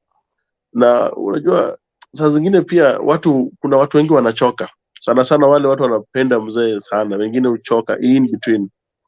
So we always try to kukua na issue in between, na huwa inatusumbua sana. So voter turnout inakuwa saa zingine less, saa zingine mingi. But niwe liwalo, nimekuja pia kugundua kitu moja penye wenzangu wanasema hii siasa, hata tukisema saizi, kama saizi tunaongea about them, hizi vitu waliunda hata before. Hizi vitu huwa zinaundwa mbeleni. Kama saizi nimeona leo Chungu amekuwa msichana mrembo, amekuwa mzuri, hata hajaongea mingi, ana smile. Leo tumeona tu madimple, madimple huku na hata hajaongea mingi. Nikiangalia pale nini, minority leader pia hajaongea mingi, wako sawa. Alafu news ndio inajaribu kuweka tio, bado hawaja-agree, bado ni kama wanavutana. Hizi ni kutupaka tu mkate na blue band. But Kenya najua obvious tutasalimiana. Hata saizi wenye wanasema tutarudi maandamano, dhani kama tutarudi. I think by the time tunarudi maandamano, maybe watakuwa wameshaelewa. Ni pressure tu na hope, ambayo unajua watu wa baba pia tulipoteza hii kiti na tulikuwa tuna hasira yetu. So tulikuwa nataka pia hope, imani, at least candle bado zidi kuwaka, moto bado zidi kuwaka. Na umeona moto ambayo imewaka ni moto ya maandamano, na kuonyesha baba ni mtu bado ni powerful, unaona. So hata Ruto pia anajua okay, sawa. But liwe liwalo bado, I don't think watu kama Ruto na hata baba, I don't think wote wako na misimamo ya ukweli. Na tukiangalia very soon watasalimiana, na mimi na tutashtuka tu hapa, tuko tu na mimi na wewe. Ni kama ile ya Uhuru hawakutuambia. Na no wonder wana take time because 5 years ni mingi, hawawezi fanya kitu pia haraka. They must go with it like 1 year, wakwe na fight ya 1 year hivi, alafu next year something else, then next year ingine, alafu nasikia the 4th year tubaki na 1 year to election. Sasa Kenya imenyamaza. Kenya iko na uhuru, Kenya iko na peace, Kenya haina ukabila, Kenya haina umaskini, Kenya economic iko juu, tunapanda, shilingi inapanda, ndio hiyo dola, so many things, but tunajua ni siasa ambayo watu wanacheza na ni sisi maybe ndo tunaumia, na I wish tukiweza kuiangalia, lakini unajua pia mimi ni mtu wa baba, sasa zingine pia tuna follow orders, lakini hivyo tu. Hey, Jakes, kidogo. Yes, Kenyarita. Nilikuwa nataka kusema hivi. On Ruto side. Sidhani ka Ruto ndio watajaribu kusikizana, lakini let me play the devil's advocate. Vile nilisema, I doubt Ruto has a good, anything to lose. I mean, sorry, he has much to lose akishikana na Raila. He's better off by himself. I'll tell you why. Raila tukirudi 2017, vile ulisema, Raila alishinda, Muranga alikataa, nani akajiweka president. Vijana wakajitoa every part of the country, wakampeleka wakasema baba mpaka apishwe, na wakamapisha. Baba kumbe alikuwa achasikizana na Uhuru vile tu nani alikuwa anasema hapo. Kumbe hao watu wanapiga mpango zao huku background. Na hiyo meeting inasemekana ilikuwa Baba, Winnie, Paul Mwangi na Uhuru and his lawyers. Watu watano walishikana wakachapa hiyo mpango, wakashikana na hiyo, wakakubaliana hiyo handshake. So after that Baba ka lose some supporters a lot. Vile alishikana na Uhuru akaanza kutetea Uhuru, sawa watu wakamuona yeye amenuliwa na Uhuru. This time the reason why Baba li lose, Ruto being a genius akajiweka yeye ni hustler, akapata hiyo ninyo yake. Sawa. Sasa hivi akienda kushikana na Raila, akiweka hiyo handshake, hao wakina Ichungwa, hao wakina nani DP, yule I forgot his name, jina yake. Unajua support ya Ruto is also shaky. He does not necessarily enjoy the whole nation's support. So akishikana na Baba, who's unpopular, because watu wanamwangalia Kenya Kwanza, wanaangalia Baba huu mzee ambaye analetanga makelele hapa kila siku, every renew. He might lose his base, anaweza baki na Rift Valley and mainly Central, which is a strong base. Other parts, I don't know. So ndio maana nasema, even though tuliona Ichungwa leo alikuwa, you don't expect Ichungwa and the cheka away. Let me help you there, my friend. Please, I think first of all, let me start where the question Jex asked, because I think that question is the one that leads to now where I think you're having a delusion. Did we have voters' apathy? To me, no, especially in Central. I'll give you my reasons. The census of Kenya has always been skewed. And if there is anything, before even we go to the IBC voter roll, we need to question the way people, one person was getting 7 to 11 IDs. We ought to thoroughly look at our census. If you ask me today, between Kakamega, and I come from the economics background, and one of the best topics in economics is population census. It's a huge one because population actually helps in the economics of a country. That's why countries like China can be sufficient, because they have the market for the goods. They rely on American market. So if you ask me today between Kakamega and Kiambu, which is the largest populous county, without a doubt, I will tell you, it is Kakamega. But politics has skewed us, and it has degenerated us retrogressively to believe lies that we should never believe. However, we have a president. I have never called him a president. You know, Baba started calling him Ruto. Saya ametuambia tumuita Dr. Ruto, so let me say Dr. Ruto. we have Dr. Ruto, who knows the progressive nature and the genesis of how elections from cycle to cycle have been manipulated. And one area that he knows that where weakness lies, it is the census of Mount Kenya. It is the census of Mount Kenya that he knows very well. Another place that we need to question is the census of Northeastern. I don't want to go there. That's a hot potato. That's a hot button. If you go there, utalipuliwa kwa nyumba yako hata bila kujua. So let me just deal with which one that I'm saying. Let me finish, and then I'm building up so that you can be able to have even more points. Now, Ruto understands the weaknesses that have been done from one election cycle to another. Now, Kibaki gave Ruto a silver platter that I will never forget. I was mad with Kibaki in 2008. This is what Kibaki said. I was still young, green in politics, very passionate because I was involved in that politics with my soul, not even with my body. You know the way Kibaki could speak in a very genuine way, say, muliiba na sisi tuliiba. Nani alikuambia uibe kidogo na sisi tuibe nyingi? It was clear. The way to become a president is kuiba nyingi. And from then, Ruto fought with his heart and understood the talks and everything will take you nowhere. Ruto agitatively, singularly fought for Raila to get the seat of the prime ministership. But when it came to cabinet ministers, Martha Karua was the first one to say, yes, we agree the coalition government, but Ruto should never be a minister. And if he has to be a minister, not the Ministry for Agriculture. And remember, he had been shortchanged from the premiership. He was supposed to be the deputy prime minister, but they gave it to who? To Mudavadi. Ruto now started knowing what true politics 101 is. You don't win at the ballot. You start winning the moment. And Ruto has already won 2027. And this is why I say, he brought the Hustler Nation funds.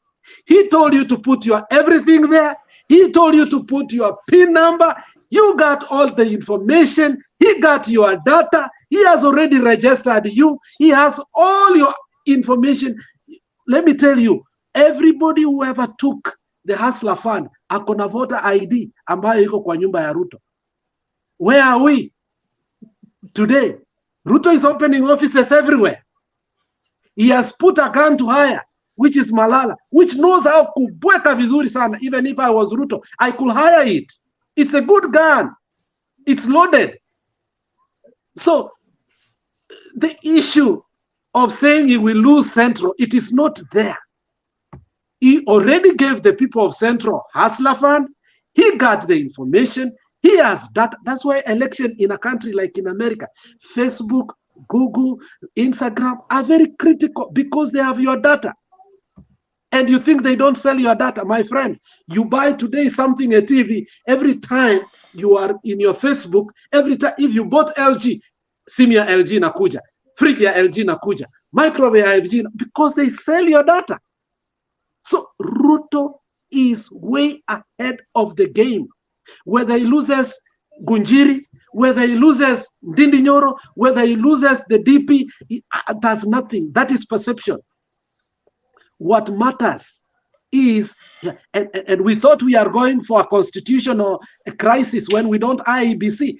Today we don't have IEBC. We don't have completely IEBC, and we are not in a constitutional crisis. So whatever IEBC is coming, it's not going to be IEBC. It's going to be Ruto Election Commission. So whether the DP is there, Ndindi Nyoro is there, whoever is there, it does not matter.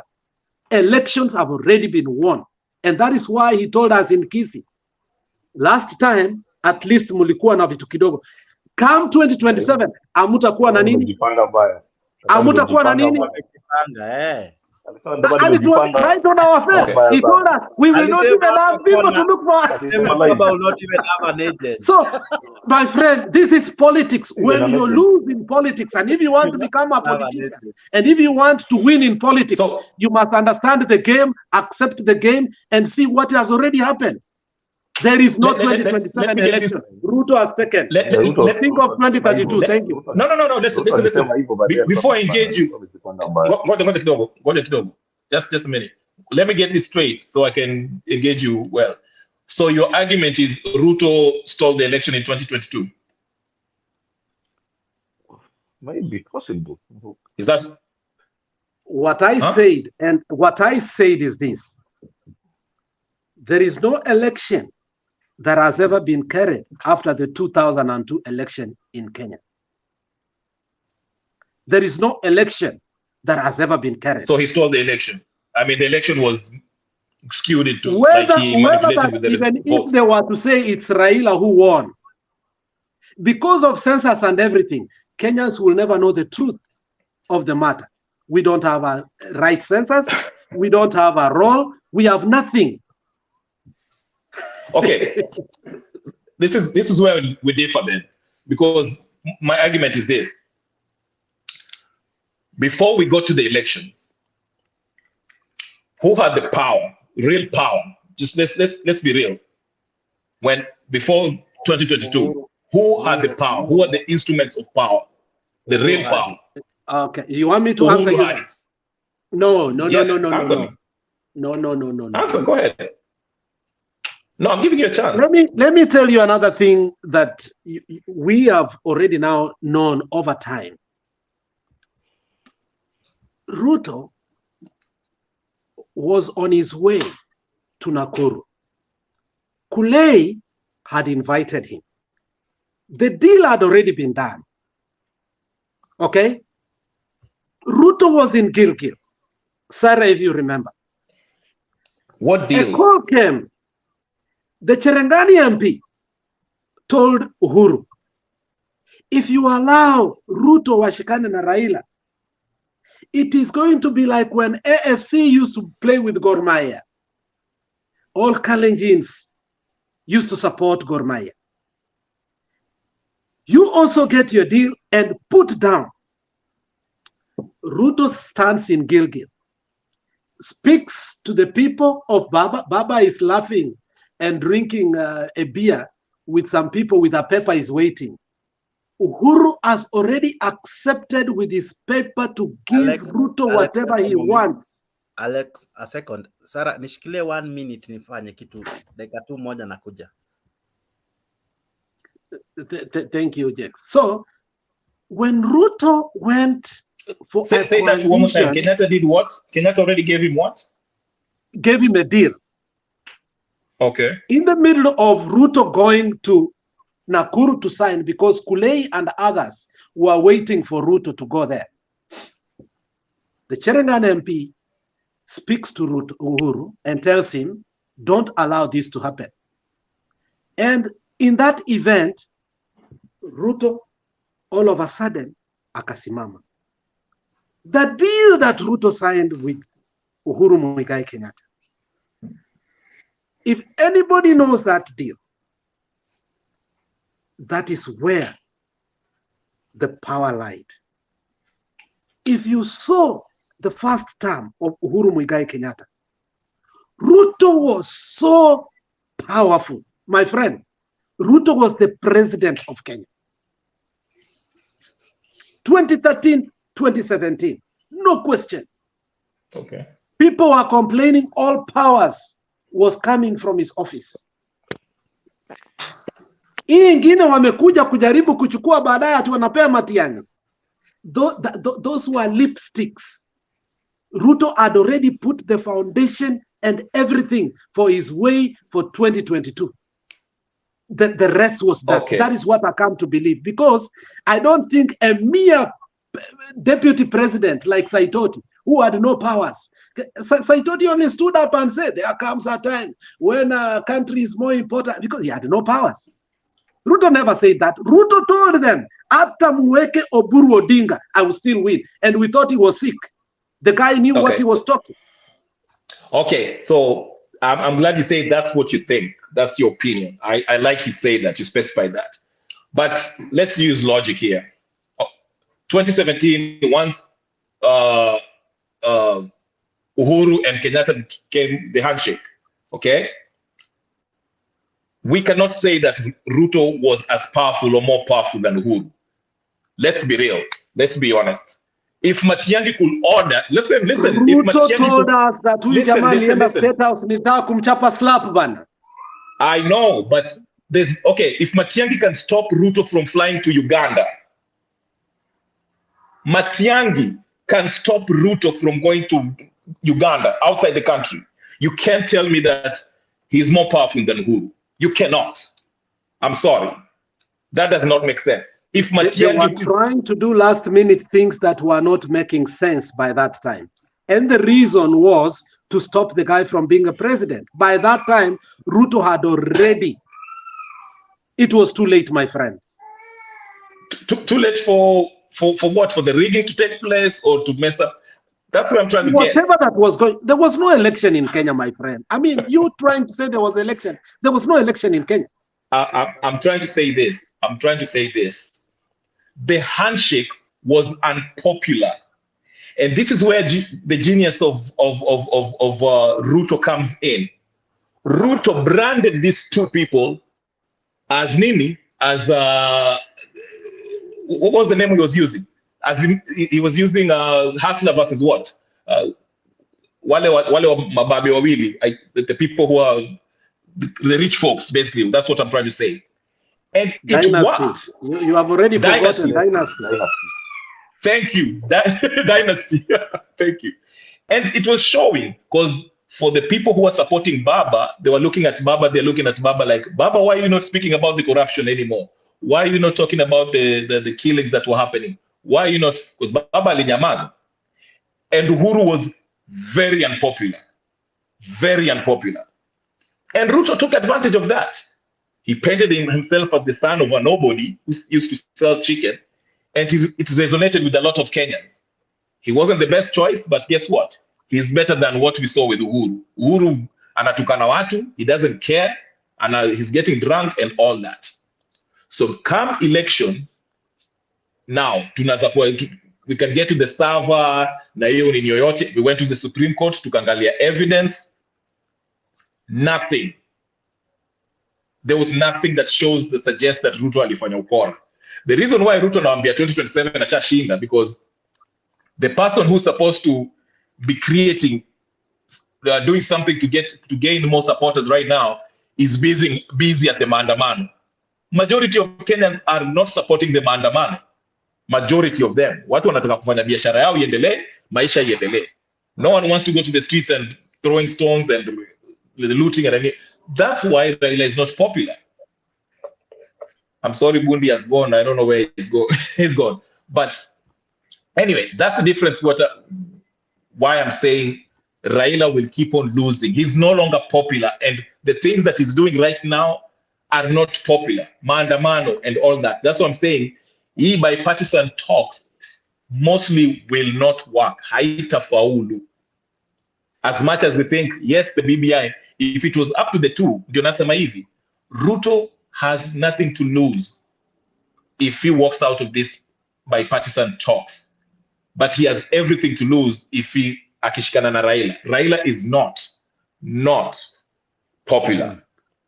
Sarah, so that's what I'm saying. Nikuulize swali. Nimesikiza Bundi kidogo na anasema ni kana kwamba hii game ilianza mapema. BBI ilianguka mara ya kwanza Baringo. Na what would happen if Ruto and Raila were to bring it now again?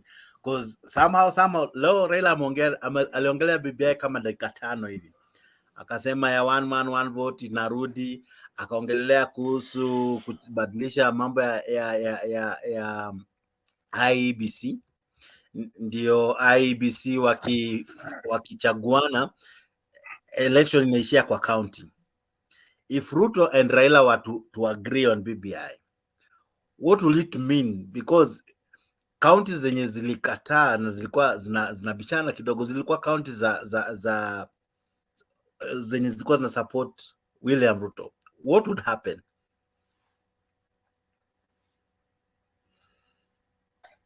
You see, Jex, let me tell you one thing. Nilikuwa hata bundi kidogo, nilikuwa hata kusikiza Sarah alafu nitakupa. Oh, okay. Yes, Sarah. Jex. And let me give you an example by my own county, Baringo. We voted no for this thing. One, it is not by the instruction of the by then Ruto. Each and every MCA came to his people on ground na akauliza tufanya aje. And that is why uliona wote Baringo walipiga no, because they went to the people themselves. Hatukufuata mambo ya mtu. Sisi hatukufuata. Na hata saa hii ikikuja, the same MCAs will come to their own people who voted them to that county assembly. But hii story ya kusema ati sisi tunafuata ati sijui kwa sababu huyu ni leader, hapana. Hatuko hapo. But ni kama wameanza hizo mvua zimeanza tu kujikusanya, and where there is smoke there is fire. Wameanza kusema kulikuwa na mazuri, kwa hiyo na ndio kwa maana wanasema, in fact let me play something. Alijaribu kusema vitu mbili tatu ya kuwa BBI ilikuwa na mazuri na ndio maana ilifaa irejelewe, na akasema BBI ilikuwa na manufaa kwa watu wa Mount Kenya, na hivyo tu ndo alianza hata last time, na kidogo ikakuwa kunahitajika kuwe na constitutional changes. Busikiza tu hii clip kidogo, maybe uta understand what I'm trying to say. At Azimio's proposals to initiate far-reaching reforms to the electoral body IEBC. Speaking during a town hall meeting in Muranga, the Azimio leader says the coalition wants the IEBC to be devolved and 47 electoral units established, where results will be final. This is a paradigm shift from the current setup, where results are collected from all the 290 constituencies and tallied at the Bomas of Kenya, which is the National Tallying Center. Stephen Leto reports. In a town hall meeting in Muranga County, Azimio leader Raila Odinga brought to the fore the opposition coalition's plans for IEBC reforms. Odinga told the town hall gathering that the coalition intends to propose extensive changes to the country's electoral system, where instead of having one national tallying center, there will be 47 national tallying centers stationed in each county, and where presidential results declaration will be final. Tukubaliane vile sisi tutabadilisha tume ya uchaguzi ili uchaguzi ingine ikija tena kusiwe na hii shida tena. Tunataka IEBC ingine iwe hapa Muranga County. Na matokeo ambayo yamesema Muranga County inakuwa final. Tuelewana vizuri? Ingine ya Kiambu, ingine ya Nyeri, ingine ya Kirinyaga, ingine ya Nyandarua, ya Laikipia na kadhalika. Ziwe 47. Odinga's proposal is a shift from the way IEBC conducts its presidential election, where the National Tallying Center receives results from all the polling stations and declares the winner. Odinga wants the National Tallying Center to only tally results declared from the 47 devolved regional IEBC tallying centers. Tatu, tumesema tutaki wa Kenya warudi tena kwa uchaguzi, na baadaye inabadilishwa. Leaders who accompanied Odinga to Muranga lauded the proposals and insisted that Odinga won the election, hence the need to open IEBC servers used in the 2022 presidential election. Open the server. Kama mkate ni yako, tutakuangalia ukikula, hatutasema chochote. Kama ni yetu. Odinga also spoke of a plan to reintroduce the BBI constitutional changes that looks into the division of revenue among counties. Nataka ili mabadiliko tulipendekeza katika IEBC ili kwa BBI ya kusema one man, one vote, one shilling irudishwe. Bei ya unga ya guke. Sasa mimi watu wangu waumie ili niwe mzuri kwa Ruto ama kwa mwingine nisiseme. Akiangusha iwe 100 nitamwambia asante rais. Dinga will later address the rally at Canal Market, insisted that the Azimio's push for lowering of the cost of living is unstoppable. Stephen Letos, Citizen TV. Okay. So basically that is what was happening. Bundi, what comes to your heart? Sarah is coming back. Ametoka kidogo, she's coming back. Is it now these are two people. One person strongly opposed it. Now he's the president. The other one really supported it, but it was failed because the president was the one who initiated the whole process. Now they have changed the tune. Now they'll use what they're playing with what the court said. The court said they should have used the parliamentary method. Now have they changed tack? Now they'll go to parliament bipartisanly, if that is English, and then through it bring this thing again. And then finally, we have a constitutional change. Not that it will truly be tailored to benefit us, the Mwananchi, but them, the leaders.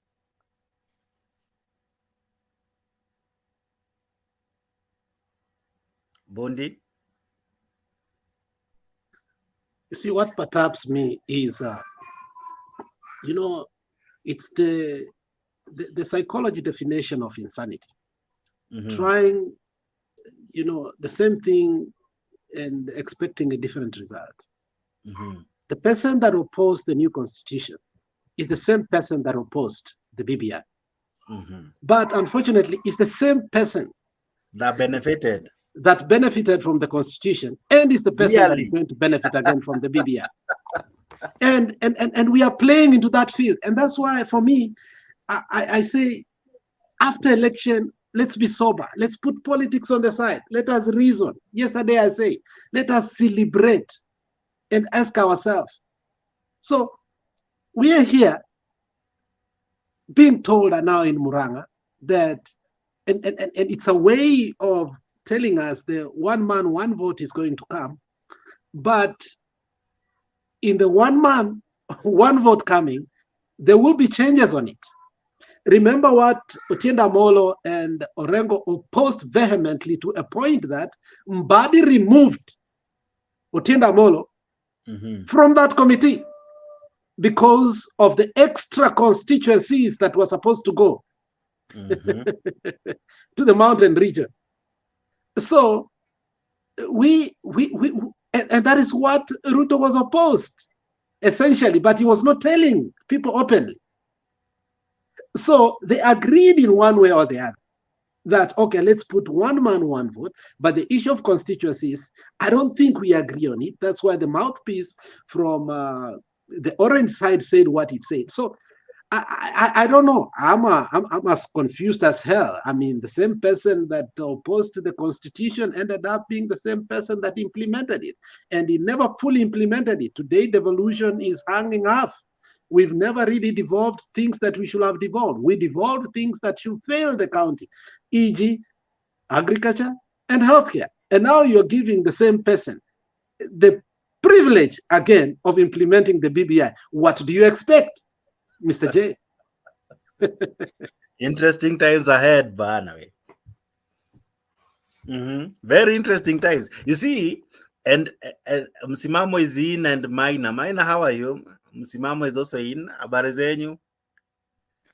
Tuko salama, nangojea tutoe hoja ya inaidango nini kwa bunge, inaidango hoja ya nidhamu. Aha. Unajua umefika, nikadhani kwanza nikupe nafasi kwanza unywe maji, upate hewa, mandhari ya vile kunaendelea ya kukumbe, alafu sasa nikukaribishe. But vipi, umeshinda vipi leo? Mzuri sana, nashukuru Mungu, Maulana ametuweka vizuri. tabia yako tu inakuwa moja mbaya. Gani sasa ndugu yangu? Unaniachanga hanging, yani No, ni mambo ya network. Unajua mimi si kama Alex, si kama Bundi. Unajua Bundi yako nchi ambayo ya kusema na kutenda. Wakisema watapea internet haina instability. Lakini hapa Kenya tuwapewa hadithi za Abunwasi na Zakayo, tukaambiwa tukiweka Biblia chini na tukule anaitwa Dr. Ruto. Daktari saa ngapi? So daktari. Na huyu mwingine anaitwa my dear brother.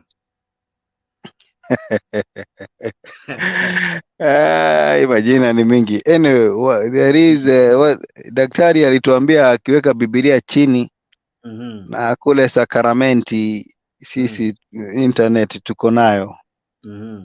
Sasa hii ni mwezi wa 7, internet bado hatujapata. Lazima tununue hii ya 20. Shida ni katiba. Sasa shida ni katiba. Katiba gani? Katiba ndio shida, itabidi tubadilishe katiba ili masuala yako yazingatiwe. Katiba imesema, by the way, do you know the constitution says nobody should die of hunger? Explicitly. Yeah. It's a bill of rights. You having food is a bill of rights. Katiba imesema vitu mingi sana, but do we follow? Umeona chapter 6 wewe? Kwa kubadilisha katiba hiyo. The first thing that will be attacked after this bipartisan talks are over. Bipartisan is a Chapter 6 of Shamba la Wanyama is very interesting. Go read it. I need to look for that book. Nimekabla kuisoma. I can't remember some of the stories there. Yeah. Anyway. Karibu. Asante, nashukuru. Sasa tumediscuss vitu mingi sana. So sijui hata wewe anzia tu kwenye utaanzia. Leo tumepindua kila kitu, tumediscuss governance, tumediscuss vitu vingi sana. Sijui tutaanzia wapi, lakini wewe nimeingia tu saa hii, nipatie uhondo, nipatie hands up. You see, tumediscuss vitu mingi because tumeanzia hapa, tumejiuliza maswali kadha wa kadha. Mwanzo tumejiuliza hivi, mwisho wa siku hao viongozi uketi chini. After all is said and done, somehow watakaa chini. Tujidanganye, tutukanane, tubishane mimi na wewe. Wewe ukuwe mkali wa Azimio, mimi niwe mkali wa Kenya Kwanza, mimi niwe mkali mwenye hata si support any of the above. But mwisho wa siku hawa viongozi wawili hata kama wametuambia hakuna handshake, hakuna nini, mwisho wa siku watakaa chini. Mwisho wa siku watabadilishana mikono, waseme Kenya ni kubwa, kama jinsi wamesema Kenya ni kubwa kuliko kila mmoja wetu. Lakini mimi na wewe kama raia tutaachwa hapa tumekosana. Kama ni wewe nimeachwa na roho mbaya kukuhusu. Lakini hawa wawili wameketi pamoja, wamekubaliana, wamesalamiana, wamebadilishana mawazo. Tuliona hivyo, tumeona si mara moja. 2017 it happened. People were strongly supporting Raila Odinga, others were strongly supporting Uhuru Kenyatta. And then kidogo, I want you to remember this 29 of January, Raila anajiapisha. Exactly, is it less than 30 something days?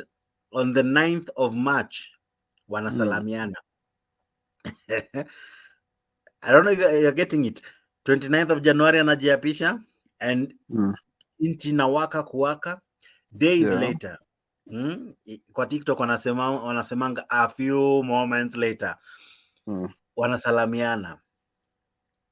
Mwananchi anabaki tu hapo katikati. These people, they don't invite us to the boardroom. Me hata was thinking hizi bipartisan talks zitaletwa mbele ya kamera, you know, like we see and we hear. Ndio wewe waazimia useme hapana, mimi I want this, kama si server no talks, right?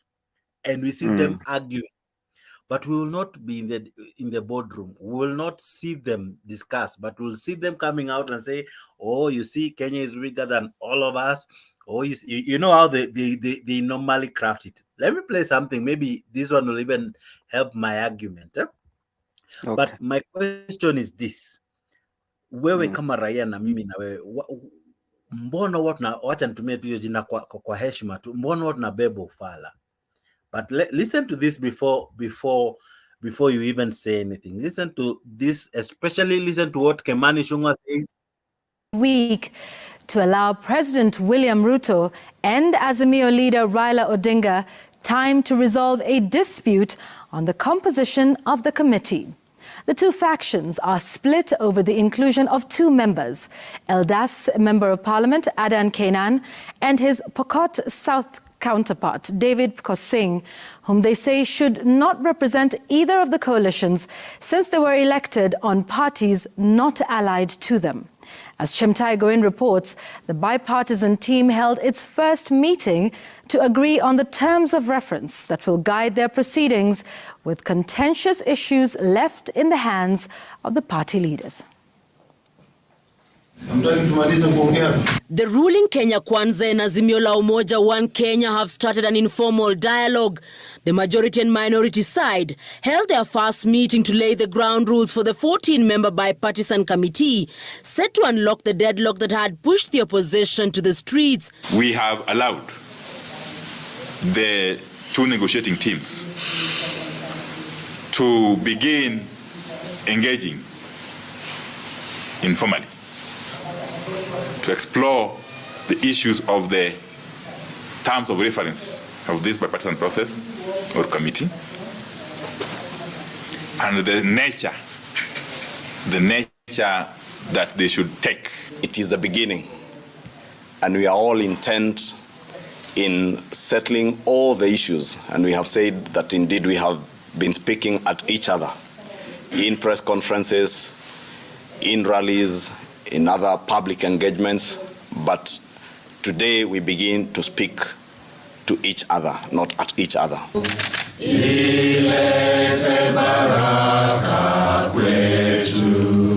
The bipartisan committee, to be co-chaired by Tharaka Member of Parliament George Murugara and his Rarieda counterpart Otiende Amolo, commenced the preliminary informal engagement to lay down the terms of reference and attempt to strike a balance on contentious issues. We wish to assure Kenyans that the committee shall endeavor to resolve all the issues that shall come before us for the benefit of all Kenyans. We are committed and confident that this committee shall find lasting solutions to the concerns raised to it.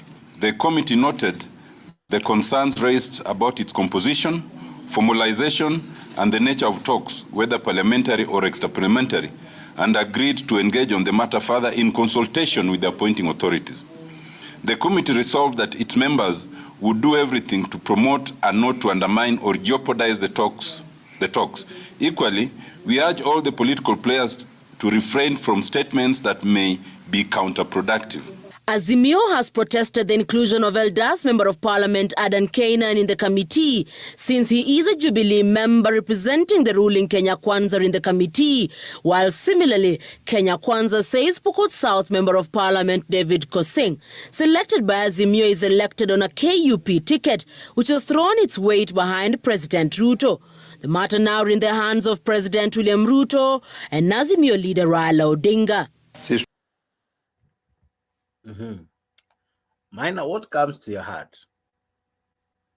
You know, I don't get your argument because I am trying to, sometimes it's always good to listen to these words exactly. Hata nimepause mahali nataka sikiza hizi maneno.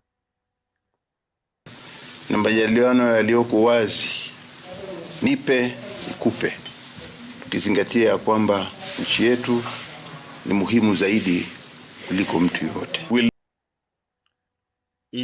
Those words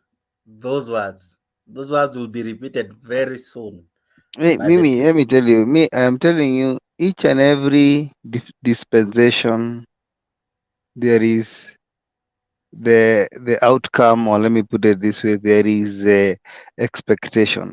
And I don't know why we always base this argument now because of a handshake. Because I want to take you down in the memory lane, and remind you that this country, there was a time there was agitation of a Section 2A. And at the time that there was a agitation of a two-way, there was no handshake. It was just the government to give in. And the government gave in. And there was a time for multi-party, and the government had to give in. People died. In fact, in this country, people have been assassinated. I don't understand when you tell me that politicians talk. These are a bluff. These are hypocrites.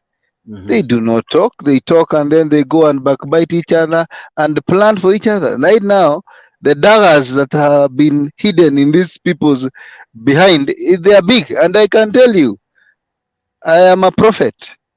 Yes, it is sooner or later. I don't think. Let me ask you, what do you expect Ruto to do? To open the server? He will not. Yeah, he can't. To reduce the cost of living. That Which one actually, for me, I know that is politics, because cost of living, to reduce it is a tall order.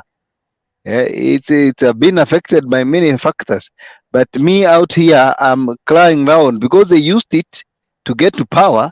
Why don't Azimio use it to destroy their power?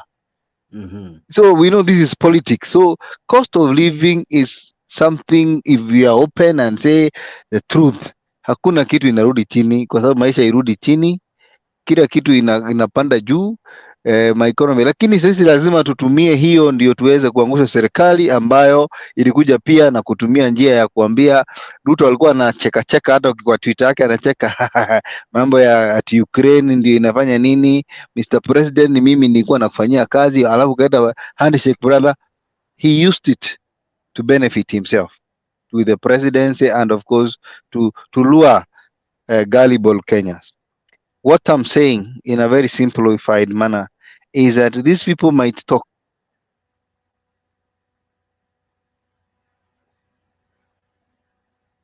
As beside, hello, behind their backs. Hello, umenipata?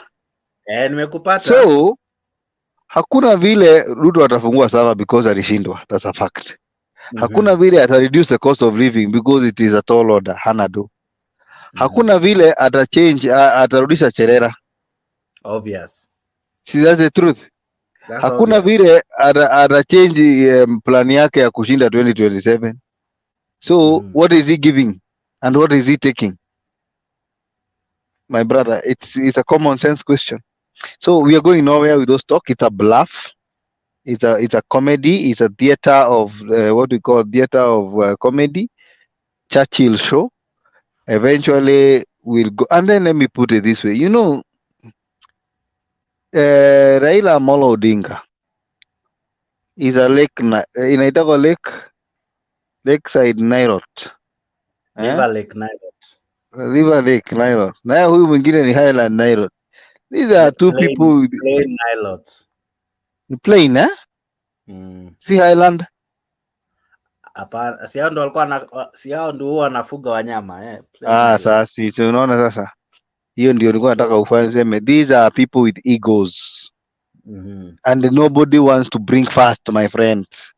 Okay. Hata ukiona wananyamaza ni kwa sababu ya pressure za zingine ya international na kanisa na hii wa Waislamu. But the fact is, I am sure where Raila is, he wants Ruto to fail, and where Ruto is, he wants Raila to fail. Do you know what Raila said today in Mount Kenya, which has resonated with so many young people? Wat musishike vijana wetu kwa sababu ya pombe. Alisema hivyo. Na watu wakashout. Kwa sababu akisema hivyo ina resonate na watu wengi. Alisema wapatie kazi, of which you know kuna kazi Kenya iko nayo, ni uongo. Kwa hivyo now I can tell you, my brother, there is no handshake that is going to happen. I know Bundi will disagree with me. This is a different situation, and those people who think that Kibaki and Raila had a handshake, they are forgetting that this is a forced handshake. It was a forced marriage by the international communities. It was a forced marriage by those whose investment are in this country, and you know who they are. There are people who don't want Kenya to even let me tell you something. If Kenya gets to a point whereby inaweza fika kama Sudan, Biden atajenga nyumba Nairobi. Joe Biden mwenyewe atakaanga huku, alafu Macron watakuja huku waishingi huku. Their investment is greater. Unajua, people think that the investment in Kenya is owned by Kenyans. Nothing. There is nothing that is owned by Kenya. Sisi kazi yetu ni ya M-Pesa na kuuza mahindi na mutura. But the major businesses in this country are owned by the multinationals that are owned by the United States and the British and the French. Give me one company that is a dollar company in Kenya that is of Kenyan. Safaricom. It's Vodafone. BP Shell. It is American and British. Yeah. So my brother, we are ai sijui. Ama hujanipata niongee na Kikuyu? Nimekupata, sijui kama nitaelewa Kikuyu. Tajaribu.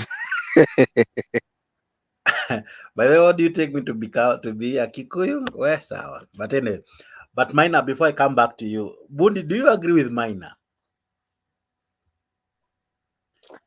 Partly I do. Partly I do. He's a sober guy. I mean, I've liked him ever since we started debating. I mean, he knows the limits of agitation from one side, and he understands that we have a common problem that needs a common solution. But at the same time, we view things from different optical lenses, obviously because of the polarity and toxicity of our politics.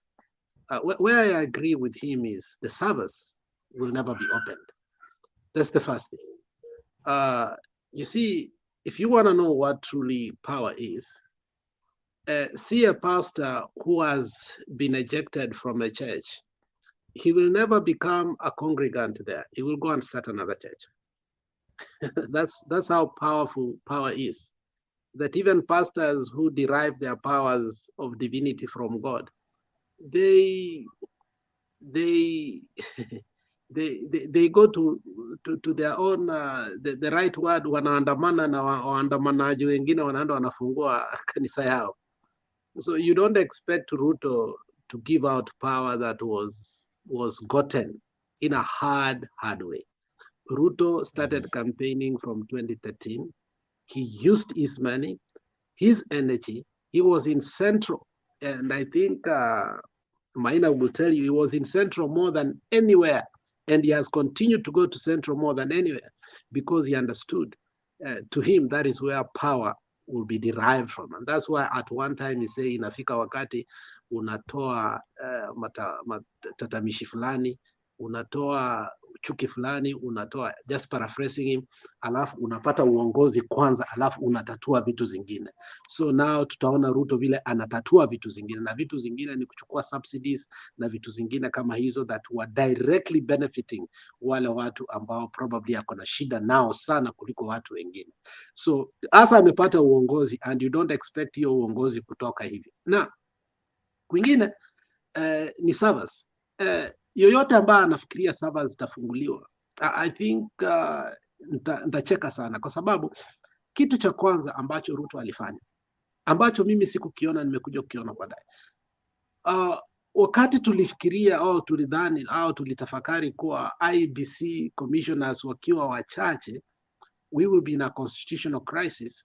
Then when the issue of BBI came in, there was an argument that a certain amount of commissioners still can put the IEBC to be valid. Now, yeah, I don't know if we will go back to court now to get another judgment. Because we have zero. Now we have zero. But we have no constitutional crisis. In fact, there was something I read in the news. I don't know if Maina, you read it, if it's true, and I think we have never discussed it anywhere, that there is a guy who lost an election, but because we do not have an IEBC, he will continue to be an MP because nobody is able to conduct the election. I don't know if you saw that in the news. Yeah. You go Google. It was quite fascinating that even if you took a governor right now And it is agreed that he did not win the election. God forbid, if we were to lose a sitting MP, a senator, a women rep, if something was to happen to them, not just death, maybe they are declared insane and all, we have no commission to to carry out an election, a by-election. In fact, you see, if the speaker declares that seat vacant, who again prepares for that? You know, we are already now in that crisis that nullified BBI because they said there was no quorum, or rather they ruled there was quorum when it was 3. Now, how do they rule now when it is 0? And now that's where you have reminded me another point that probably we may not agree with my friend Maina. You see, those are the things sometimes I wonder if the handlers of the former president knew what the president was truly doing was right or wrong. Mm-hmm. The whole issue for me, and I blame it on the people that surrounded Uhuru Muigai Kenyatta. Now, you refuse to appoint and name judges to the last minute. You have been told that you can do it anyway, regardless of what. You leave those seats vacant. You allow the coming president to appoint them. That person takes advantage. He appoints those who are refused by the president. He goes ahead, he funds them because that they were underfunded. Remember, at one time, Magara was complaining that they are severely underfunded. 800 million, day one. So he captures the judiciary totally and completely. So what you failed to do, your guy does it day one. He totally captures. That's why even the case of us taking IBC to the court, that we don't have any commission. There is a vacuum which is not supposed to be there. It's a constitutional crisis. The handlers or the attorney general, who I don't even remember his name, the most fake attorney general was the one for Uhuru Muigai Kenyatta. I swear to you, that guy was not like Amos Wako. That guy was not like any other attorney general we ever knew.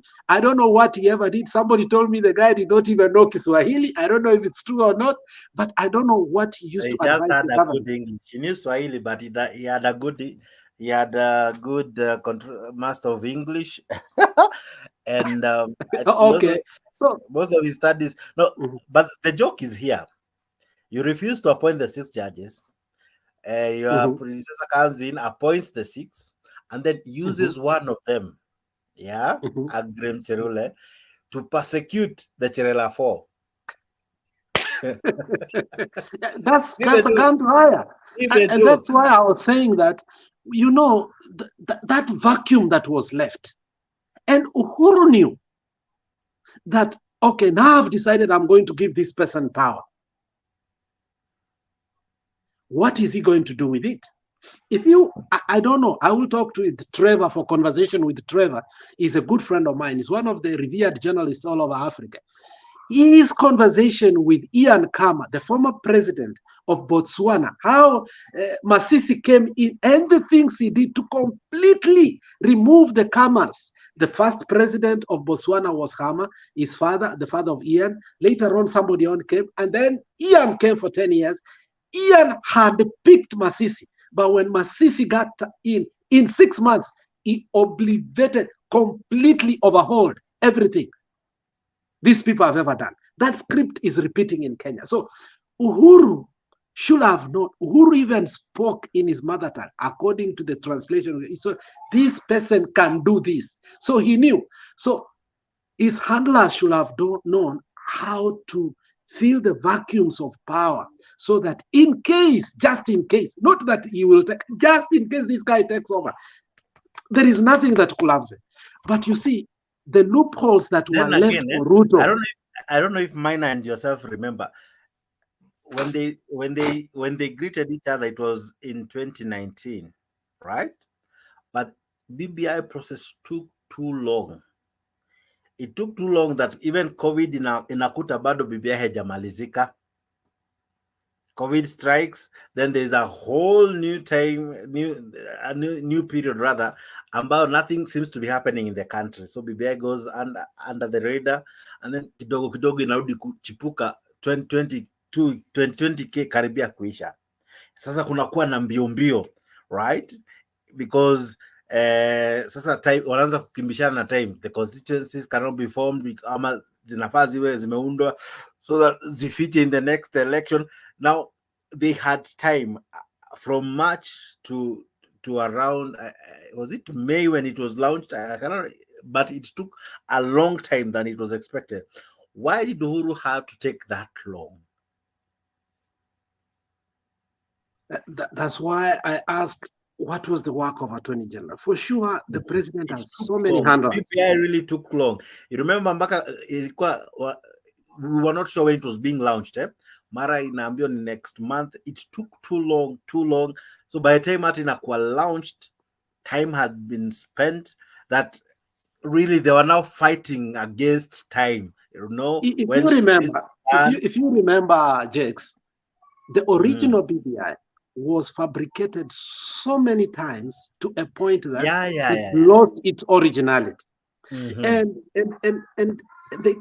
there was wisdom in listening to some of the most remote issues in it that made it fail.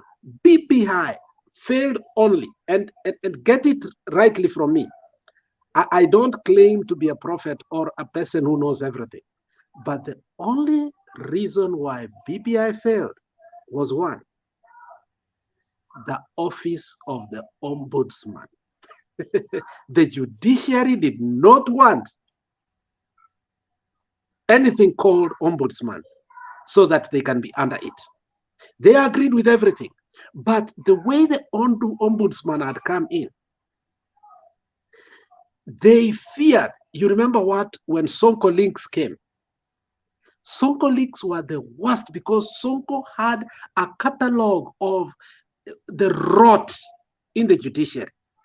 It brought the judiciary together that, look, it is going to be a fall on us, all of us, if this person has done this to so and so and so. Let us be wary. The other thing is, Uhuru foresaw these Jakes. How many things did Uhuru take to court? And the court persistently, perpetually refused to grant him the orders that went to the Supreme Court. How many judgments did Uhuru Muigai win? He should have known better that the courts were totally against him. What did Uhuru ever win in the courts to ever even take the BBI to the courts? Actually, my sense tells me this: Uhuru and Raila didn't, or rather, it didn't strike them now that someone, especially the court, can stop the BBI. The confidence in them, the belief that no one can stop it, nobody could stop reggae. So even when it was first challenged in the High Court, they didn't take it serious. I can tell you that's how it began. They didn't take it serious. So probably they didn't put in good lawyers, or rather, they didn't put their best foot forward. So by the time it was failing in High Court, they were like, it caught them by surprise. Hold on there. So, just hold there. When you say they did not put their best lawyers, and their lawyers, Otienda Amolo and Orengo, I'm finishing this point and then just come. Sorry, I'm sorry for interjecting. Their best lawyer, who at that time we can say was Otienda Amolo and Orengo, refused the BBI on the issue of the constituencies, to a point that Otienda Amolo was ejected from the Judiciary Committee by Mbadi. They were not speaking in terms. By the time that issue that was happening, the case was already in court, if you remember. Because by the time hizi stories zinafika nini, the High Court ruling ndio isimamishe BBI, ilikuta BBI bado inakuwa polished. So they didn't take it serious. I can tell you for free, they didn't take it serious. So iliwashtua that there's a court that has declared this issue null and void. Now we are going to the Court of Appeal. Hapo ndio walianza kuleta their serious machines. And unfortunately, it was kind of too late. You see, the judges were in between a rock and a hard place. We have our judges who, because the other thing they did, they seriously tarnished these judges' names and all. So by the time hii case inafika Court of Appeal, the judges were not comfortable. They felt our names have been tarnished. We cannot throw our friends under the bus, right? Because some of the things they were doing on social media and every other place they met, they were bashing this guy who was supposed to be impeached. This, I'm forgetting his name. The Sonko, the one who Sonko brought his case forward. What is the name of that judge? So by the time wanamkashifu outwardly, inakuja kwa Court of Appeal. Court of Appeal sasa ndo you remember even nani Uhuru goes to Kisumu and says tukiwa na nani kama Orengo, tukiwa na nani kama tunaweza shindo hii kesi kweli, you remember? So to me, I think the confidence in them that no one could, it's something they overlooked, something they didn't take serious, but that was something that someone who knew them used it to the advantage, that weakness of the chest thumping and all. Someone used it well, so meticulously that it failed. And that's why when it came to Court of Appeal, by the time they are bringing their big guns, a lot of holes was poked on BBI, that it had so many rulings. It is one document that had for the first time, it had over 20-something rules. So for you to win, you had to overturn all those, over 20-something, you had to so it was a tall order for them going to Court of Appeal, and now Court of Appeal may rule in favor of the High Court. Then you go to Supreme Court. It even makes it worse. So by the time BBI and Aisha, Uhuru and Raila, they were deflated. So it was again now to find another momentum, and that's how Azimio was born, because he had to come to Nakuru, kind of re-energize again, rebuild himself again. So he comes to Nakuru, try to kind of find himself after the fall of BBI. So to me, I think Uhuru, as you have rightfully said, had some advisors. If he was doing it knowingly, then he was doing a disservice to Raila. But if he was being advised, I tend to think they gave him wrong advice, or they failed to advise him well on constitutional issues that found themselves their way to court, and he lost. Uhuru lost so many cases in court. So many. Some were like, does he not have an advisor? You are saying you don't even remember the name of the Attorney General, which is true. How did he lose it? How? A sitting president losing serious cases, yet he has all the instruments of power to advise him on how to govern a country constitutionally. It baffles someone's mind. Bondi.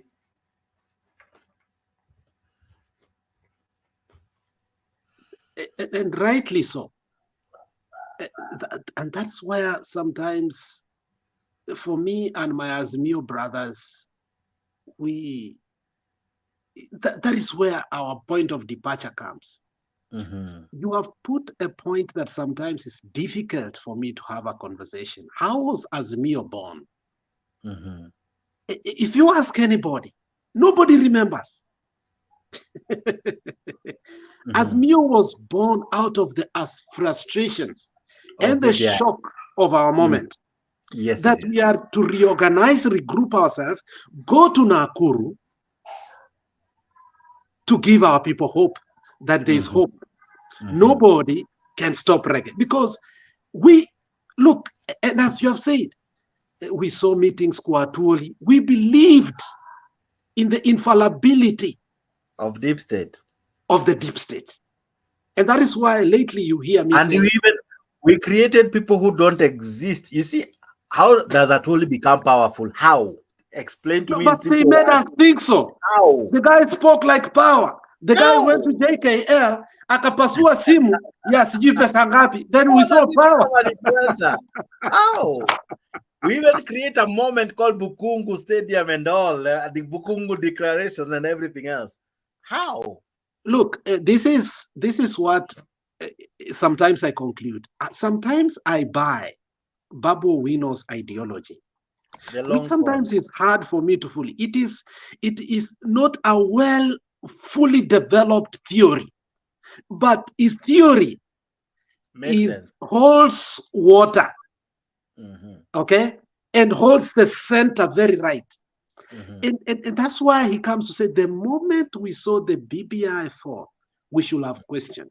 It is after that, then we started seeing Muturi go, Waiguru go, and the exodus was not just a migration, it was the hemorrhaging of real power. Your speaker in both houses goes in both houses. So I've listened to Babu Owino several times, because it was a conversation that you could see Babu did not write a script. Babu it was born out of his heart to Kenyans that hii kitu imenisumbua kwa sababu mimi leo ningekuwa a minister, lakini kwa sababu ya vitu mbili tulidanganywa. Because he goes even further to say, when I saw all these things happening, we knew we had won and everything that was going on. Now I call the most powerful person in this country, Kibicho. Bwana, nini naendelea? Babu, unataka vita? My friend, even Kibicho was not in power. Let me tell you, anybody who tells you that the so-called deep state existed, there was nothing like deep state. You can't convince me. Now, looking back, I will be honest with you that there were things that happened. And now this is my theory. And probably I've seen a good friend of mine come there because he's on the opposing side, because I love having a debate. Now, this is my theory now. Uhuru may have had a good intention. Uhuru may have wanted to give back what was taken away from 2017. But the people that surrounded him, Uhuru did not have a conversation with them. Uhuru did not know how to protect them thereafter. And Raila's campaign made several mistakes. One cardinal mistake was to pick Martha Karua. And not only to pick Martha Karua, because Martha Karua is the epitome of anti-corruption.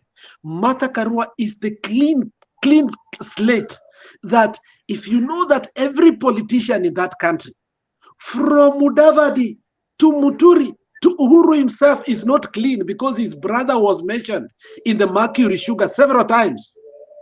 Okay? And then you say, on top of being the deputy president, I am assigned him duties to become judiciary so that the work that he left doing in 2000 when he resigned, he must commence. Then the judiciary sits down. This person, this is what he wanted, real radical transformation. It means all of us are going to go. If it's Martha Karua, all of us. Then Mudavadi understands. If there is anybody who understands how corrupt I am, then Wetangula remembers, hey, si hata mimi nimeuza hizi vitu za Japan embassy. Now we put a total alignment of the corrupt, and they went with their money, with their support, and they built a real deep state. If there was now a real deep state, it was there. And we thought we had one. We did not have. If you ask Matiang'i prior to Bomas, Matiang'i, there is no order he gave any police or anybody in Bomas that was followed. Nothing. The people that brought Ruto in there, the people that sat in there, were not even Kenyan security. Where was the deep state? Wakina Oledama walipigwa huko tukiona. What happened? It is a circus of things that you cannot understand. So, as you have said, and I agree with you, Azimio was born out of the shock from the Supreme Court. And after that, whatever transpired after that showed very well Uhuru had no powers, because when you see Muturi go, Waiguru go, remember Waiguru alifanyiwa traditional wedding with Raila. And when all these people left, I was shocked. Tafadhali. Please. Kenya Rebel. Let's not rewrite history.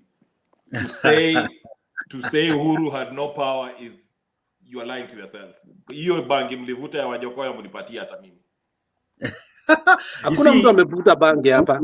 We are just saying, and I think somehow I agree with Bundi kidogo tu, not everything but some.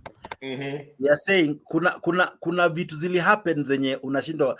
Yes, Uhuru was on power. He one time in Mululu said, usione simba menyesha ukadhani ni paka. If you remember the body of Musalia's mother. Yeah. You know, he came out a powerful president. But my question was, how comes in his regime he lost numerous cases, the big one being BBI, including even nullification of his own presidency. Right. That was still a court ruling. Did he lack people to advise him? Or was he too stubborn not to be advised? Was he too proud?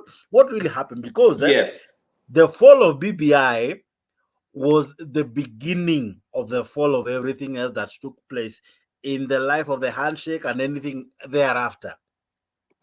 Jake, so here's my thing. First of all, Jax, I could have listened to my friend. I'm going. If he believes that Nimevuta Bangi, I'm here. I don't debate with people who think that. I was just joking. No. It's not a joke.